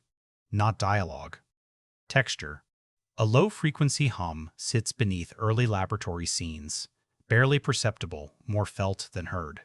Composer Elias Mauro and supervising sound designer Camila Rios build a sonic architecture that mirrors neurological instability. Civilization doesn't just look fragile in this film, it sounds brittle. Mauro, known for blending orchestral minimalism with analog synthesis, avoids sweeping sci-fi themes. There's no heroic motif, no triumphant crescendo. Instead, he constructs a score built around repetition and gradual distortion. Early cues rely on piano patterns, measured, symmetrical, almost mathematical. Notes spaced evenly. Predictable. Comforting in their order. Then the intervals shift. Listen closely to the motif associated with the neural enhancement program. At first, it's built on perfect fifths, harmonically stable, emotionally neutral. As malfunctions spread, those intervals tighten into minor seconds. Dissonance creeps in. The melody doesn't change dramatically, it corrodes. That musical regression parallels the film's thematic arc. Instability isn't introduced violently. It's embedded. Here's where the score becomes insidious: silence. Mauro and Rios understand restraint. During Mira's footage review scene, the music drops out entirely. What remains? Room tone. The faint electrical buzz of monitors. Mira's breathing. When sound design strips away non-diegetic score, you're forced into hyper-awareness. Instinct heightens alongside the characters. Diegetic versus non-diegetic interplay becomes a storytelling device. In public spaces, announcements about behavioral compliance echo through speakers, reassuring, sterile. As regression accelerates, those announcements glitch subtly. Words repeat half a beat late. Audio stutters. It's not overt distortion, just enough to make you question reliability. Rios layers environmental sound with surgical precision. Footsteps in early scenes land softly, evenly spaced. Later, the rhythm becomes uneven, harder, slightly faster. Background chatter in crowded sequences shifts in tonal quality, from conversational murmur to fragmented, overlapping bursts. The mix gradually prioritizes mid-range frequencies where human speech resides, creating subtle auditory claustrophobia. One standout sequence unfolds during the transit station tracking shot. Instead of bombastic scoring, Mauro introduces a low, oscillating synth pulse synchronized loosely to Ortiz's breathing. As tension rises, percussion doesn't enter. The pulse simply accelerates. Your heartbeat mirrors it unconsciously. That's manipulation at its finest, subtle, physiological. And then there's the use of animalistic audio cues, barely subliminal. In scenes where behavioral inhibition falters, distant sounds resemble growls or guttural vibrations woven into urban ambience. You don't register them as literal animal noises. They function more as tonal suggestions. Instinct bleeding into infrastructure. Dialogue mixing evolves too. Early exchanges are clean, balanced. By the third act, overlapping speech becomes harder to parse. Certain lines are partially obscured by environmental noise, not incompetence. Design choice. Language, like civility, becomes less precise. You strain to catch meaning. The score's climactic movement resists orchestral explosion. Instead of full symphonic release, Mauro builds layers of discordant strings that never fully resolve. The tension sustains. Even after violent sequences subside, ambient dissonance lingers beneath quieter moments. The film denies sonic catharsis. Regression isn't punctuated with a neat musical period. It hums unresolved. Comparatively, think of Johan Johansson's work on Sequoyah, where dread simmers through low-frequency pulses. Primate 20226 channels similar minimalism but filters it through biological metaphor. The soundscape feels less militaristic, more neurological, like synapses misfiring. There's a haunting auditory callback in the final act. The original piano motif returns, but fragmented. Notes missing. Timing irregular. It's the same theme, altered by experience. Evolution reversed. When the last chord lands, it doesn't resolve into major or minor. It hangs. Ambiguous. The audience leaves with tonal uncertainty mirroring narrative ambiguity. What makes the film's audio landscape exceptional isn't volume or spectacle. It's discipline. Every sonic choice reinforces thematic intent. Instinct rising, language faltering, systems glitching. Sound becomes subconscious storytelling. Because when society destabilizes, the first thing to change isn't always what you see. It's what you hear differently. And behind all that carefully calibrated tension lies a production journey filled with logistical challenges, creative risks, and at least one near disaster that almost derailed the film entirely. 3 weeks into principal photography, Primate 20226 almost shut down. Not because of budget overruns, not because of cast conflict, because the film's central set, the Neural Research Facility, flooded overnight after a malfunctioning sprinkler system triggered during an electrical fault. Production arrived at 5 a.m. to find inches of standing water across the primary lab floor. Equipment soaked, custom glass partitions warped. A week's schedule hanging by a thread. Here's the irony. The film is about systems failing under pressure. And suddenly, the production itself became a case study. Rather than rebuild immediately, director Kiran Malhotra made a risky call. He halted shooting for 48 hours, not to panic, but to reassess. Insurance covered structural damage, but time is a more fragile currency than money in filmmaking. With a 52-day shooting schedule already tight for a mid-budget sci-fi drama, delays threatened cascading complications, actor availability, location permits, post-production deadlines. This is where preparation paid off. Because Malhotra rehearsed extensively before cameras rolled, 2 weeks of performance workshops, the cast could pivot quickly to character-driven interior scenes while the main lab set was restored. Smaller apartment sequences, originally scheduled for later in the shoot, were advanced. The production team resequenced the entire schedule in 36 hours. Controlled chaos behind the camera-mirroring narrative chaos on screen. And here's the part that elevates this from logistical footnote to creative advantage. The rebuilt lab set incorporated subtle damage into design. Velez and Hofstede adjusted textures, slight imperfections in glass, faint discolorations in ceiling panels. Nothing overt, but enough to create a subconscious sense of fragility. The flood improved the aesthetic. Accidental authenticity. Weather posed another challenge. Exterior city scenes were shot on location in Bucharest, chosen for its blend of modern infrastructure and aging brutalist architecture.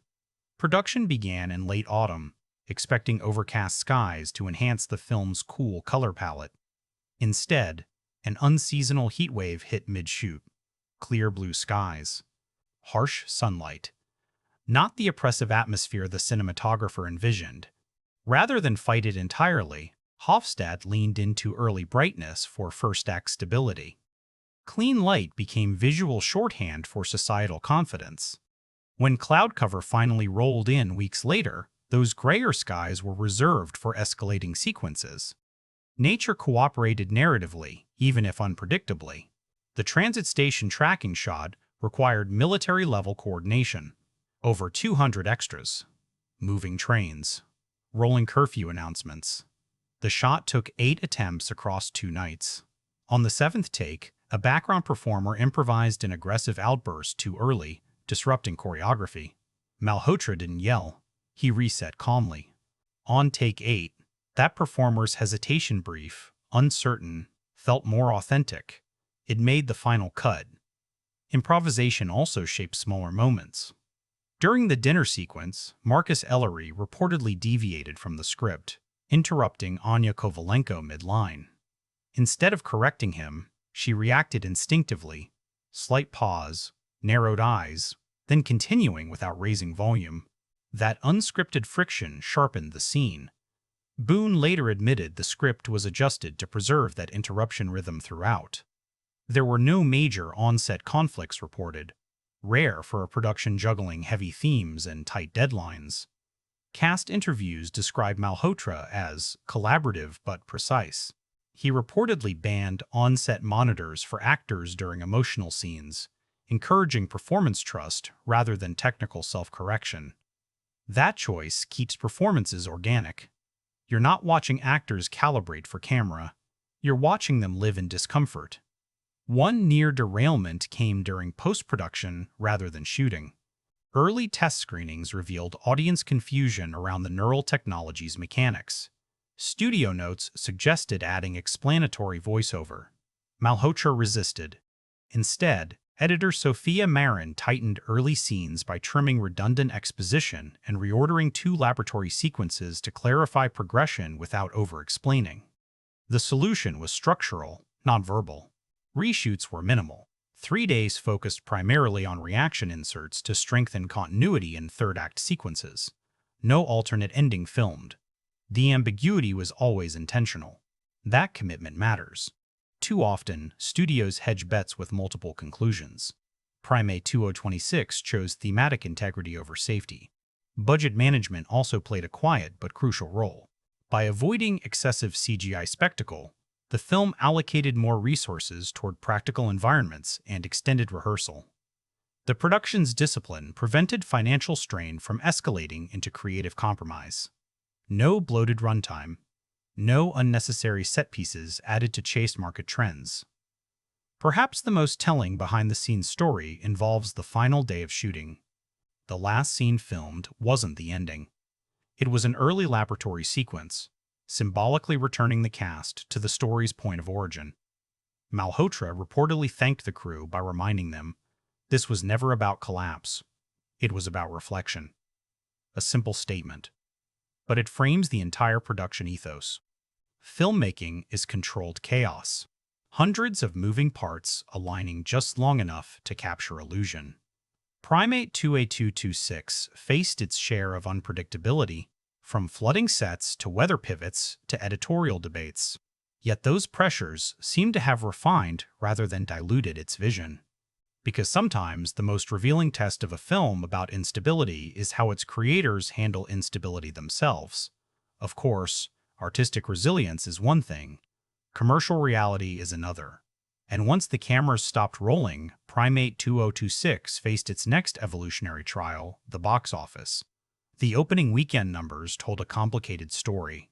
Primate 2026 debuted domestically to a solid, but not explosive, $28 million, landing second at the box office behind a franchise sequel with built-in brand loyalty. For a mid-budget, idea-driven sci-fi film without superhero branding, that figure wasn't disappointing. It was cautious optimism.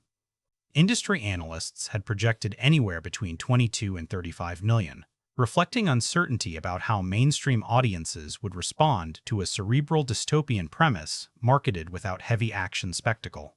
Here's the nuance. The film overperformed in urban markets and underperformed in more traditional blockbuster regions. Coastal cities showed strong per-theater averages, suggesting word-of-mouth traction among adult audiences. Multiplex-heavy suburban territories delivered softer turnout. That demographic split tells you exactly what kind of movie this is. Not four-quadrant escapism.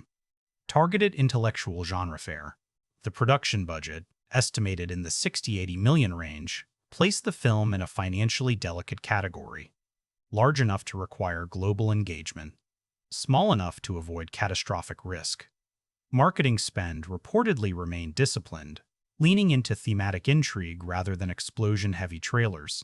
Campaign taglines focused on behavioral instability and moral consequence rather than apocalyptic chaos. That branding likely filtered audience expectations. International performance proved crucial. European markets responded strongly, particularly in Germany and the UK, where philosophical science fiction traditionally finds receptive audiences. The film's global opening pushed its first week total past 65 million worldwide, not headline-shattering, but steady. The second weekend drop hovered around 42% domestically, a respectable hold for a non-franchise sci-fi thriller. That number matters more than the debut figure. It signals retention. Audiences weren't rejecting it after first viewing. Word of mouth appeared cautiously positive, especially among viewers praising performances and atmosphere. Streaming strategy also played a role in long-term profitability. The distribution agreement included a 45-day theatrical window before premium digital release.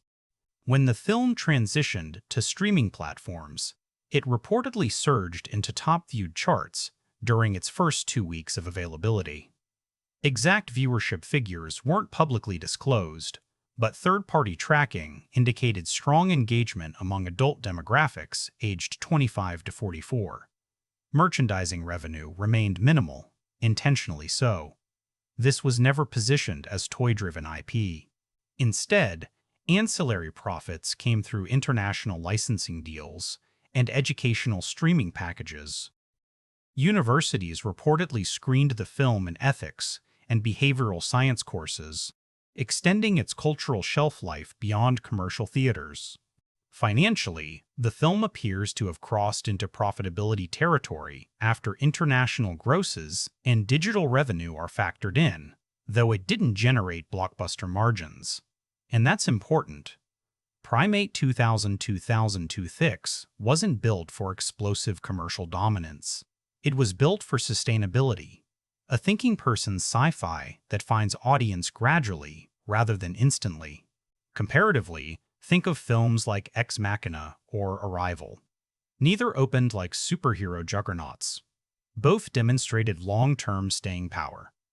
Primate 2026 follows a similar trajectory, measured success fueled by conversation rather than spectacle.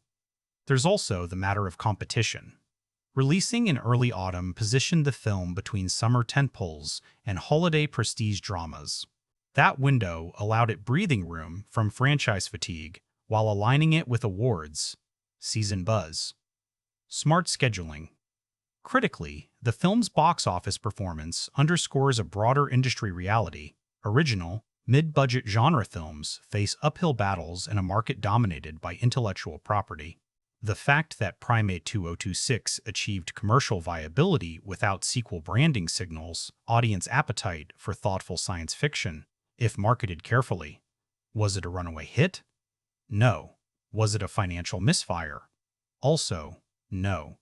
It landed where films like this often do, in the space between mainstream and art house, generating respectable returns while building long-term reputation.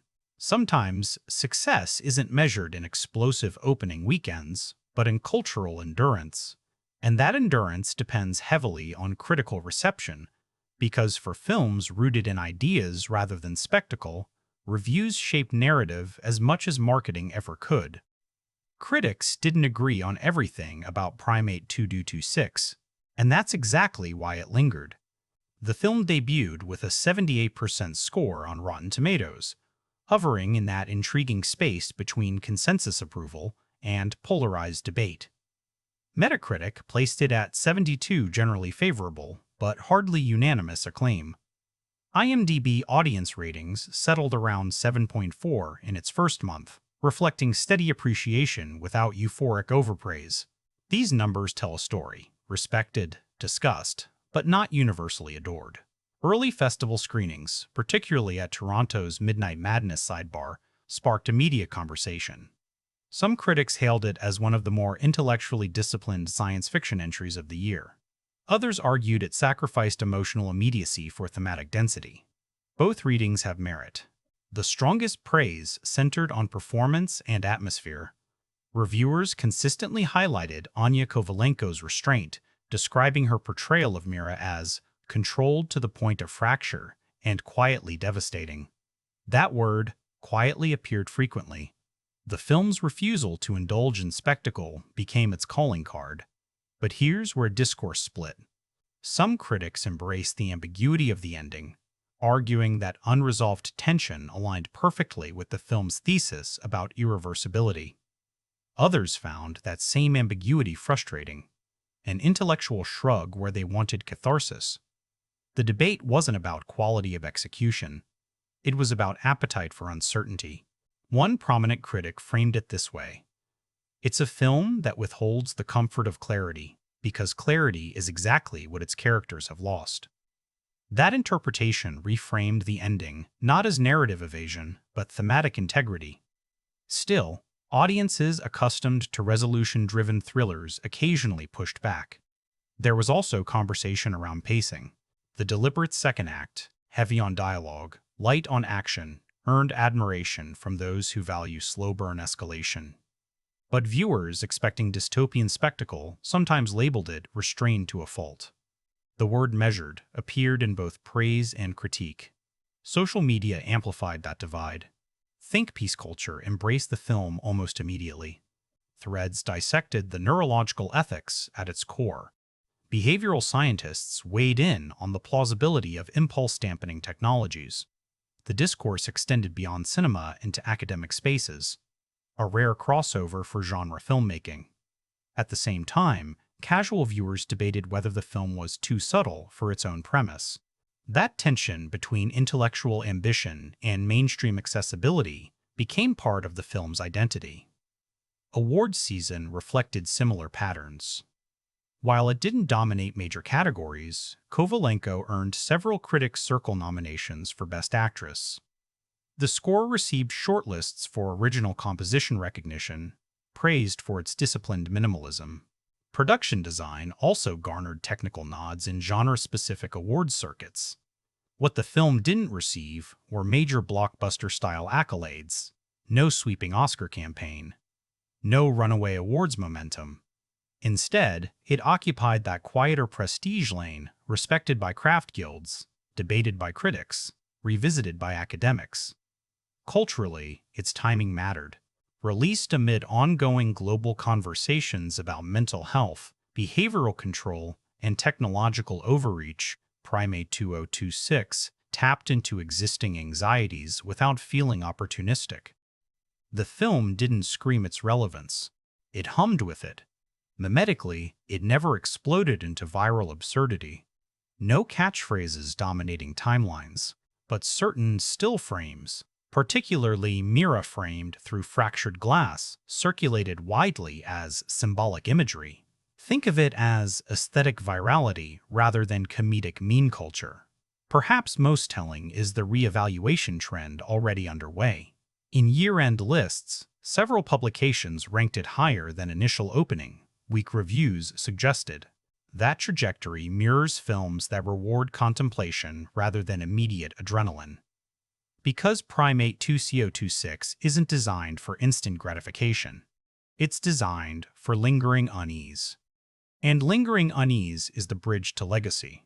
Because what ultimately determines a film's place in cinematic history isn't just numbers or scores. It's the themes it leaves behind, the questions it refuses to answer, the discomfort it makes permanent. Which brings us to the heart of it all, what Primate 2026 is really saying about us. At its core, Primate 2026 isn't about technology malfunctioning. It's about the illusion that we were ever fully in control. Strip away the neural dampeners, the lab coats, the policy briefings, and what remains is a deceptively simple question. Is morality something we engineered or something we suppress? The film's most unsettling suggestion isn't that aggression can be amplified. It's that it never needed to be created in the first place. It was waiting, regulated, managed, masked by language and social contract. That's the first major theme in inhibition versus instinct. Throughout the film, suppression is framed as progress. Crime rates drop, civility increases, society appears more stable. But that stability is chemically assisted, artificial. When the dampening thresholds fail, behavior doesn't transform into something alien. It intensifies what's already there. The horror isn't mutation. It's revelation. Think about Mira's arc.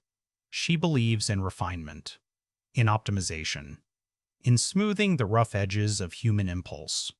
Her tragedy isn't villainy. It's faith in the premise that humanity can be debugged like software. By the final act, she isn't fighting chaos. She's confronting arrogance. The idea that instinct is a flaw rather than a feature. And the film refuses easy answers. There's no speech declaring aggression inherently evil. There's no counter-monologue romanticizing primal freedom. Instead, we witness duality. Instinct sharpens perception, heightens awareness, fuels survival. But it also erodes empathy, collapses restraint. The movie doesn't condemn biology. it questions imbalance. That ambiguity feeds the second major theme control as performance. From the symmetrical production design to the structured dialogue of early scenes, the film visually and sonically reinforces order as aesthetic. Clean lines, measured speech, regulated environments. Civility looks beautiful, but beauty can be cosmetic. As regression spreads, structure deteriorates, not because humanity changes species, but because the scaffolding of behavior weakens. The boardroom scenes capture this perfectly. Professionals trained in decorum begin interrupting each other. Vocabulary simplifies. Posture shifts. Authority becomes instinct-driven rather than procedural. Civilization isn't demolished, it's unmasked. And here's where the film gets uncomfortable. If suppression technology hadn't failed, would society have been healthier or simply quieter? That question lingers beyond the closing frame. The neural enhancement reduced crime. It increased social harmony. By measurable metrics, it worked. Until it didn't. So what is the ethical threshold? Is chemically induced compliance peace or erasure? The third thematic layer. Accountability and innovation runs through Mira's arc with surgical precision. She isn't reckless. She's meticulous. But she underestimates complexity. The film positions her not as villain, but as emblem of modern technocratic optimism. The belief that every human flaw can be recalibrated. In that sense, Primate 2A226 joins a lineage of science fiction cautionary tales, from Gattaca to Ex Machina, that interrogate progress without rejecting it outright. It doesn't argue against advancement. It argues against certainty. The final moments, ambiguous and unresolved, refuse narrative closure because thematic closure would feel dishonest. Partial rollback. Lingering behavioral shifts. No clean reset. The message is clear without being declared. Once instinct is exposed, it cannot be unseen. Legacy-wise, Primate 2026 occupies an intriguing position in contemporary sci-fi. It doesn't revolutionize visual effects.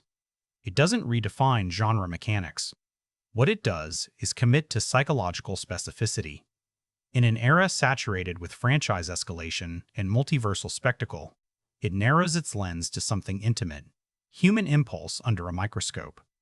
Its rewatchability lies in detail. The blink rate shifts. The sound design hum.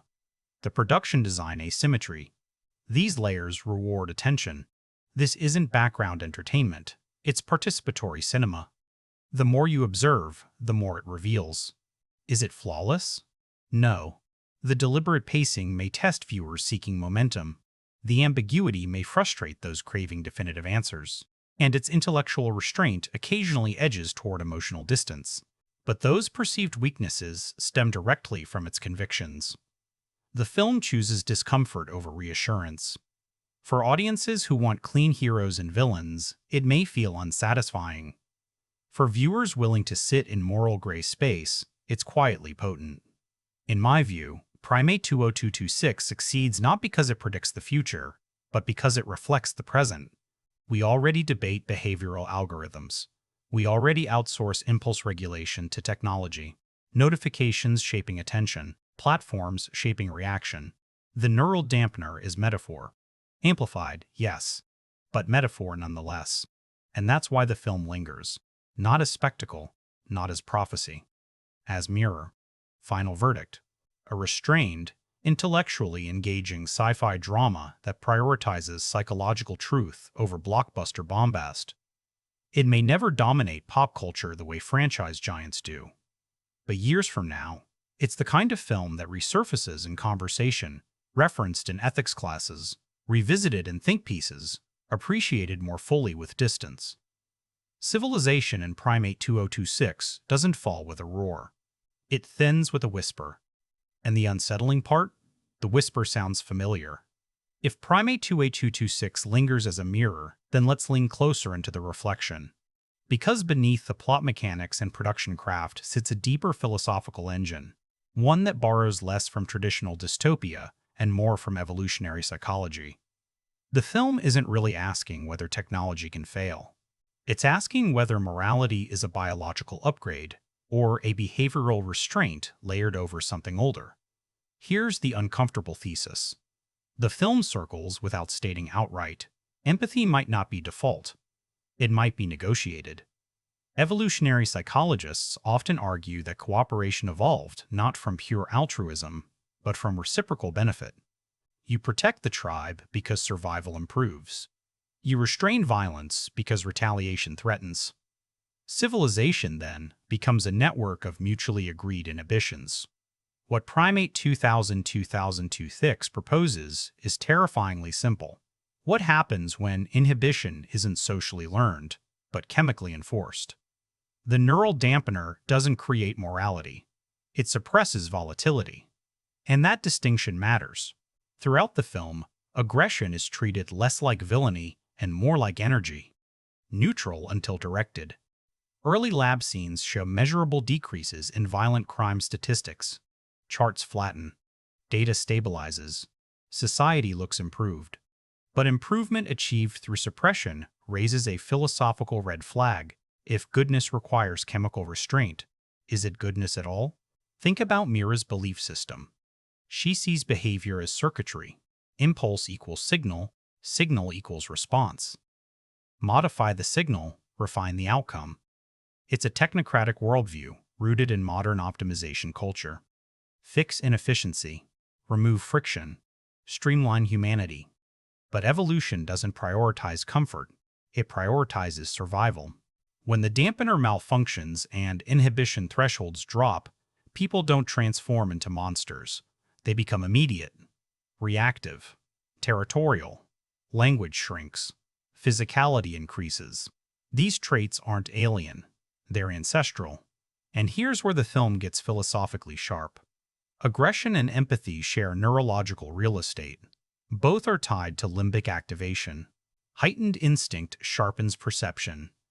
Notice how certain characters become hyper-aware of environmental cues once regression begins. That heightened awareness isn't inherently evil. It's survival-oriented. The problem arises when that awareness lacks moderating social structure. In one pivotal exchange, Daniel challenges Mira's premise by asking whether removing aggression also removes drive. It's a throwaway line on first watch. On rewatch, it's central. Innovation, ambition, competition. These are instinct-adjacent traits. Blunt them too much, and you risk stagnation. Amplify them without restraint, and you invite collapse. The film refuses to romanticize either extreme. Civilization requires suppression, but total suppression erases edge. Regression unleashes vitality, but unchecked vitality destroys cohesion. The tension isn't between good and evil. It's between balance and imbalance. There's also an undercurrent of social commentary about algorithmic conditioning. We already live in systems that modulate impulse notifications, engineered to trigger dopamine, content feeds shaping outrage cycles. The neural dampener is a physical metaphor for something already happening digitally, behavioral nudging scaled to bioengineering. So when the film asks whether morality is learned or inhibited, it's not speculative fantasy, it's contemporary anxiety. Another layer worth unpacking is language degradation. As inhibition falters, dialogue shortens, vocabulary narrows, communication becomes blunt. Evolutionarily speaking, language is one of humanity's most powerful regulatory tools. It allows negotiation before violence. When words shrink, options shrink. Watch the dinner sequence again through this lens. Interruptions increase. Sentences fragment. Social calibration destabilizes. The collapse begins not with fists, but with syntax. The ending's ambiguity reinforces the philosophical through-line. There's no full restoration of inhibition, partial recalibration at best. Because once instinct has resurfaced consciously, it can't be fully relegated to subconscious territory. Awareness changes behavior, even if suppression resumes. And that's the final philosophical sting. Knowledge alters equilibrium. Once you know aggression is baseline, you can't fully believe in sanitized civility. You understand it as effort, maintenance, ongoing negotiation. Primate 2A26 ultimately argues that humanity isn't defined by the absence of instinct, but by the management of it. Civilization isn't a fixed state, it's a daily recalibration. That perspective elevates the film beyond cautionary sci-fi into existential meditation. We are primates with policies, animals with architecture, instinct wrapped in etiquette. Remove the etiquette, and the animal surfaces. But remove the animal entirely, and something essential disappears too. And if that philosophical scaffolding feels abstract, don't worry. Because the film hides these ideas in very specific moments. Micro-gestures, recurring visual symbols, blink-and-you-miss-it motifs that quietly reinforce the entire thesis. Let's dissect those next. There's a shot early in Primate 2026 that barely registers on first viewing. Mira stands in the lab, framed through 2 panes of reinforced glass. For a split second, her reflection misaligns with her physical body because of the angle. It looks like a double. 2 Miras, one in control, one already fractured. That's not aesthetic coincidence. That's motif. Let's break down the recurring visual symbols that quietly carry the film's thesis. First, glass. Glass walls dominate institutional spaces, transparent barriers. You can see through them, but you can't pass through them without permission. It's the perfect metaphor for inhibition, visible restraint. Early in the film, glass symbolizes trust and openness. Transparency equals progress. But as instability spreads, those same panes become distortive. Reflections multiply. Characters appear fractured, duplicated, blurred at the edges. In the third act, during Mira's confrontation with Voss, both are framed through layered reflections. You don't see either of them cleanly. Their identities overlap and glare. Accountability becomes visually obscured. Civilization, too, becomes harder to see clearly once stress fractures appear. Second, symmetry breaking. The film opens with almost obsessive symmetry. Centered compositions. Balanced set design. Clean horizontal lines. It feels engineered. As regression unfolds, symmetry erodes incrementally. Characters drift off-center. Backgrounds tilt slightly. Blocking becomes asymmetrical. No dramatic Dutch angles, just subtle imbalance. Here's why that works. Your brain craves symmetry. When frames lose it, you feel unease without knowing why. Order dissolves visually before it dissolves narratively. Third, hands. Watch the hands. Early scenes feature controlled gestures, fingers tapping screens, clasped behind backs, resting calmly on tables. As inhibition drops, hands become expressive. Fists tighten, fingers twitch. Palms press flat against surfaces with more force than necessary. During one boardroom argument, Deputy Minister Shah grips a pen so tightly it snaps mid-sentence. It's quick, almost throwaway. But it signals regression before dialogue acknowledges it. Instinct lives in the body first. The film never forgets that. Fourth, sound bridges tied to breath. We talked about score structure, but there's a recurring motif where ambient sound subtly syncs with character breathing during heightened scenes, especially Mira. In high-stress moments, room tone thickens, almost pulsing. It's faint, but it mirrors respiration patterns. Why breathing? Because breath is autonomic, instinctive, the most primal rhythm of life. When breath becomes audible in quiet rooms, you're reminded that beneath policy and protocol, bodies still drive behavior. Fifth, thresholds and doorways. Characters are constantly framed in doorways. Labs, apartments, transit stations, transitional spaces. Evolution itself is transitional, between instinct and regulation, between animal and architect. By staging key confrontations in liminal spaces, the film reinforces that humanity isn't fixed. It's mid-transition. Always. There's a pivotal scene where Ortiz hesitates in a doorway before entering a containment room. She pauses half a beat too long. That hesitation visually embodies the film's core question: do we cross back into instinct willingly, or does it pull us? Sixth, light temperature shifts tied to moral clarity. Cool light equals control. Warm light equals volatility, but by the final act, the palette blends. Cool fluorescents flicker alongside emergency amber. The visual language suggests moral binaries collapsing. No clear good, no clear evil, just spectrum. Seventh, language compression mirrored visually. As dialogue shortens, shot duration shortens slightly too. Not dramatically, but enough. Early scenes allow conversations to breathe. Later scenes cut a fraction faster. Editing rhythm mirrors linguistic contraction. Words shrink. So does patience.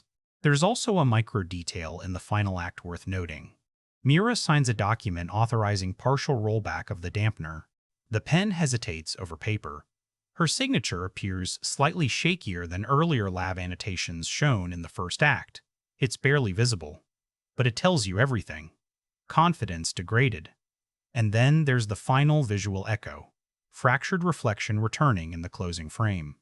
Only this time, Mira doesn't correct her stance to align with it. She lets the distortion exist.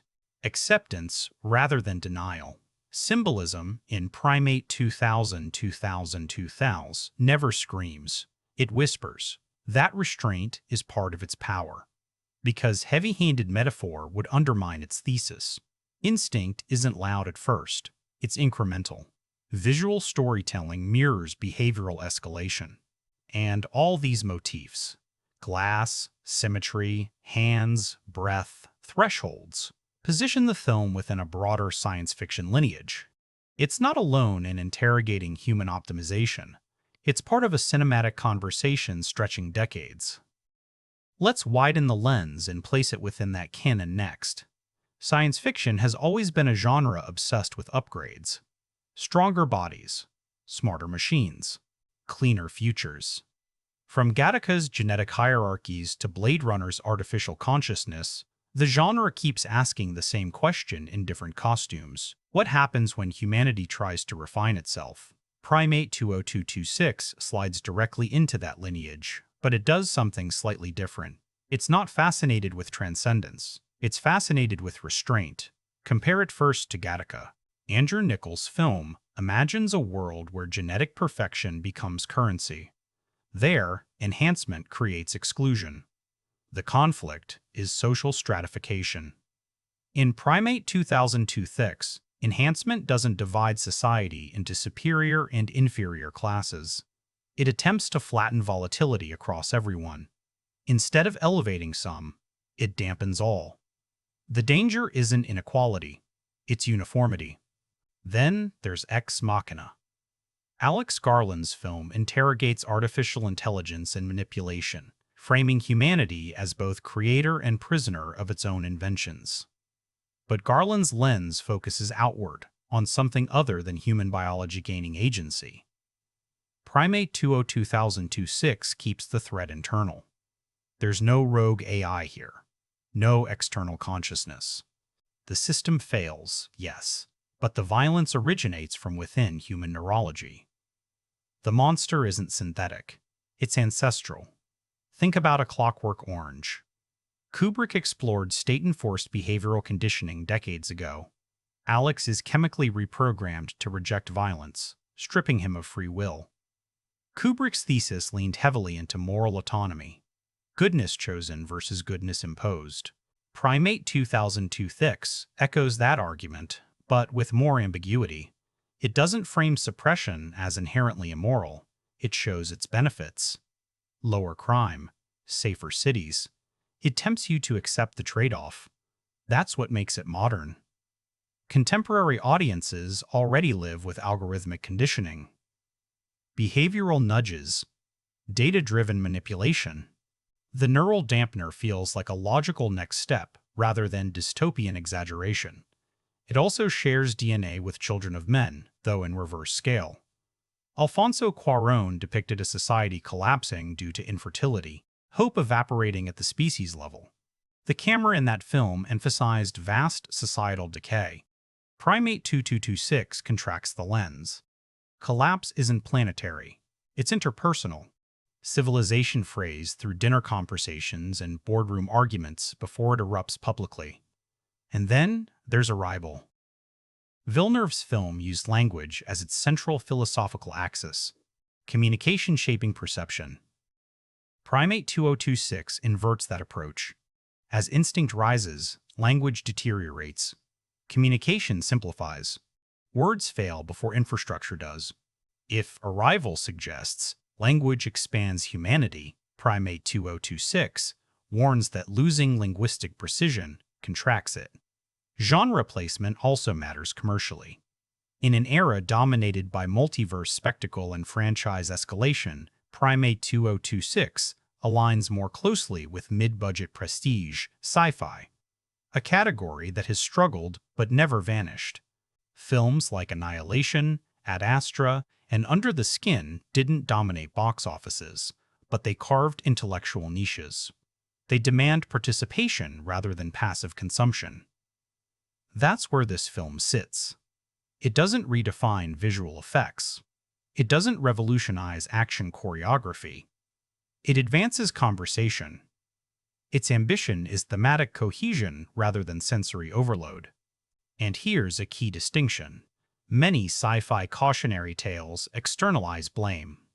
Corporations, governments, machines. Primate 2026 diffuses blame across collective optimism. There's no singular villain orchestrating downfall. The system fails because humans believed it couldn't. Hubris is communal. That choice places it closer to philosophical science fiction of the 1970s, films like THX 138, where sterile control environments suppress individuality.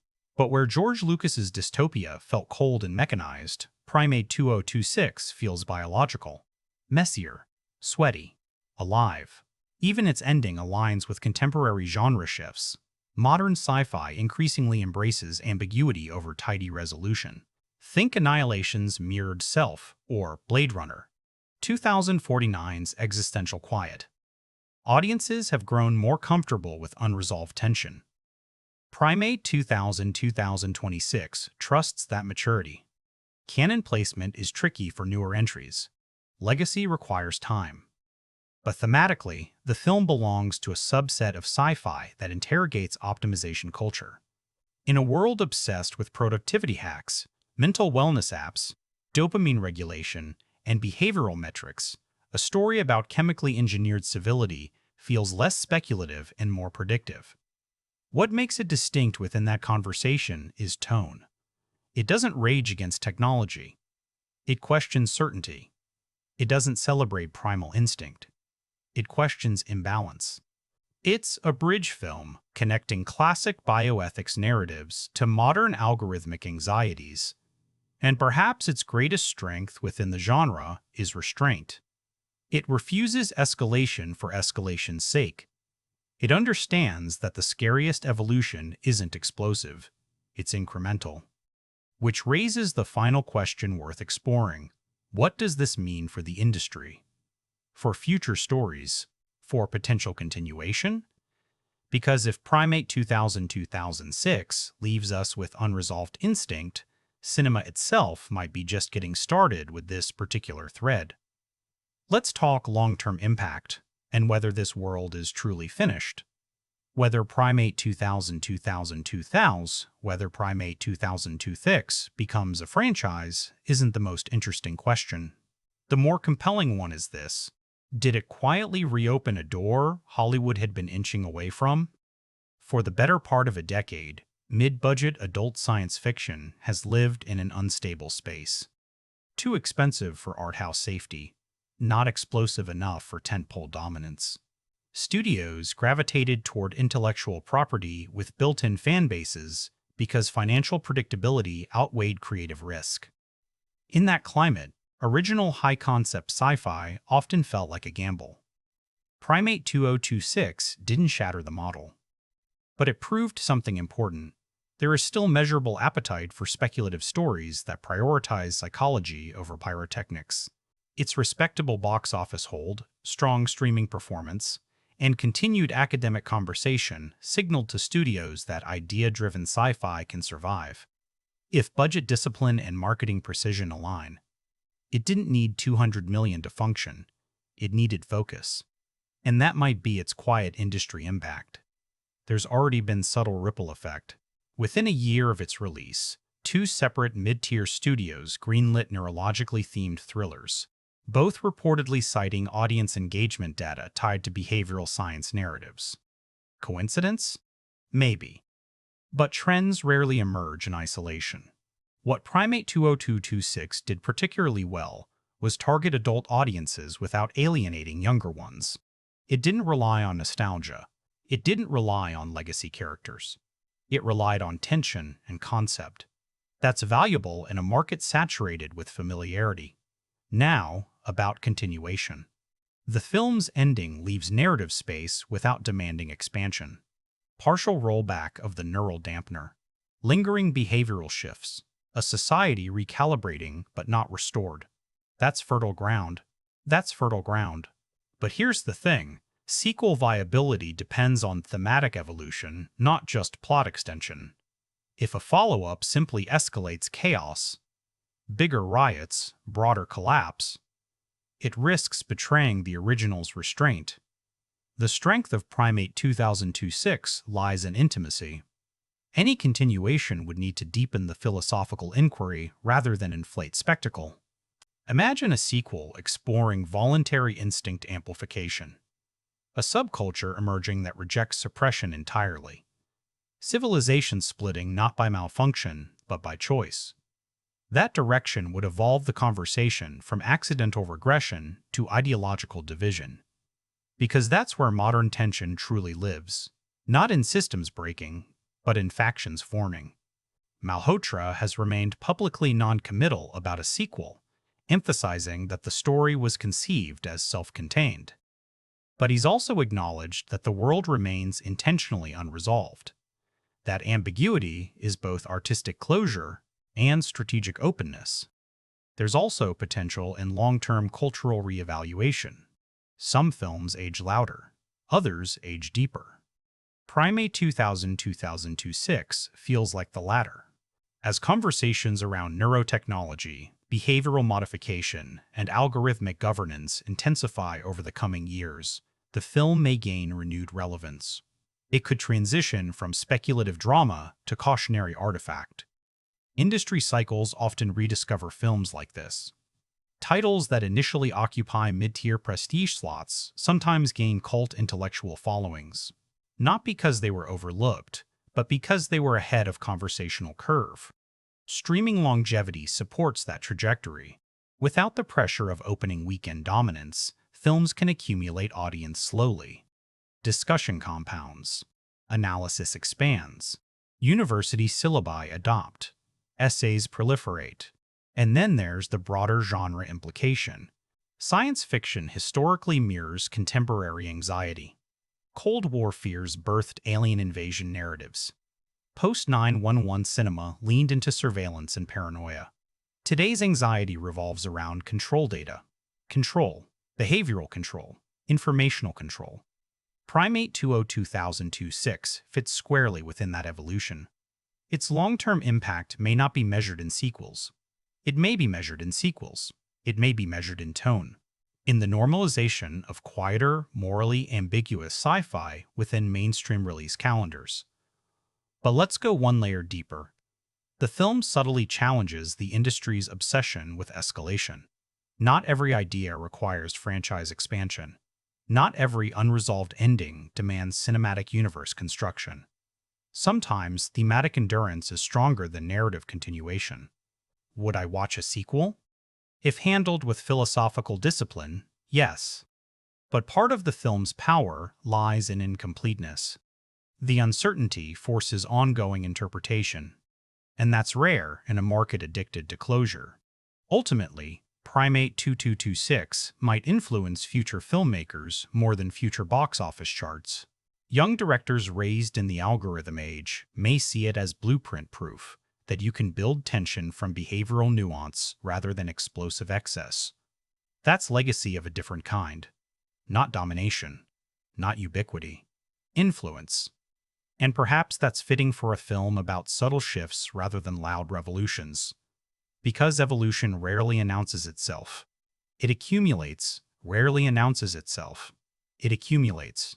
And in cinema, as in biology, the most meaningful transformations often begin quietly. When you step back from Primate 2026 past the performances, past the craft, past the philosophical scaffolding, you're left with something more unsettling than its premise. You're left with recognition. Because the film's final evolution isn't narrative, it's reflective. What ultimately defines Primate 2026 isn't whether the neural dampener fails. It's that the dampener represents something we already practice daily: behavioral optimization. We curate our reactions. We moderate our speech. We filter instinct through social expectation. Civilization, as the film frames it, isn't a destination. It's maintenance, and maintenance, and maintenance, and maintenance is exhausting. Look at the final image again. Mira standing before fractured reflection. No dramatic score swell. No sweeping camera move. Just stillness. Acceptance that the line between control and instinct isn't permanently drawn. It's negotiated every day. That final beat crystallizes the film's lasting message. Humanity isn't a finished product. It's a balancing act. And that's where the film achieves something quietly radical. It reframes regression not as apocalypse, but as reminder. A reminder that civility requires effort, that empathy requires intention, that restraint isn't automatic. In most dystopian cinema, collapse arrives as spectacle.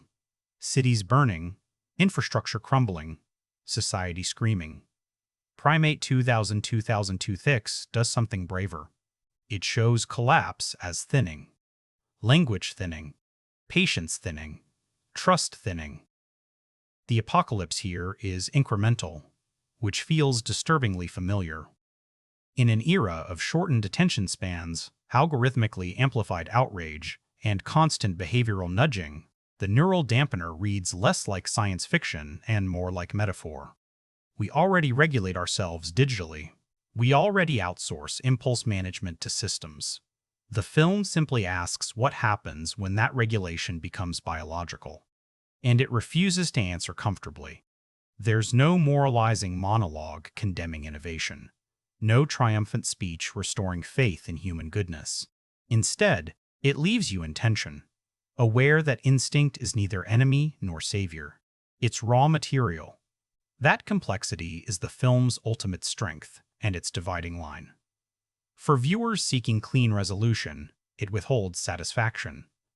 For viewers willing to sit in ambiguity, it offers something rarer: intellectual aftershock. Because here's the lingering truth the film plants beneath everything else: progress without humility breeds fragility. Mira's tragedy isn't that she built dangerous technology. It's that she believed she could perfect something as ancient as instinct. The film doesn't demonize her. It humanizes her. Ambition and oversight often coexist. Innovation and arrogance share oxygen. That's what makes the story resonate beyond its runtime. And in terms of cinematic endurance, that resonance matters more than box office totals or awards tallies. Films that survive culturally are the ones that tap into foundational anxieties. Not trends, not headlines. Foundations. Primate 202226 taps into one of the oldest. Are we truly evolved, or just disciplined? As the credits roll, you don't feel dread exactly. You feel awareness, hyper-awareness, hyperness, of tone shifts in conversation, of your own reactions, of how thin the line can be between measured response and impulse. That's a powerful after effect for a film that never raises its voice. In the grand architecture of science fiction, it may not stand as a visual revolution. It doesn't reinvent cinematic language, but it refines thematic inquiry with precision. It contributes to a lineage of films that understand the genre's greatest strength isn't predicting the future, it's dissecting the present. And perhaps that's the most fitting legacy. Not a sequel machine, not a sprawling universe, a contained, disciplined exploration of human volatility released in a time when volatility feels ambient. If evolution is ongoing, then so is interpretation. Years from now, audiences may revisit Primate 2026 through new lenses: neuroethics breakthroughs, behavioral policy debates, technological acceleration we can't yet predict. And each time, the film will likely reveal something slightly different, because like humanity itself, it resists static definition. Final thought. We call ourselves advanced, civilized, rational. But beneath architecture and algorithm, beneath policy and protocol, the pulse remains the same as it was thousands of years ago. Instinct. Managed. Until it isn't.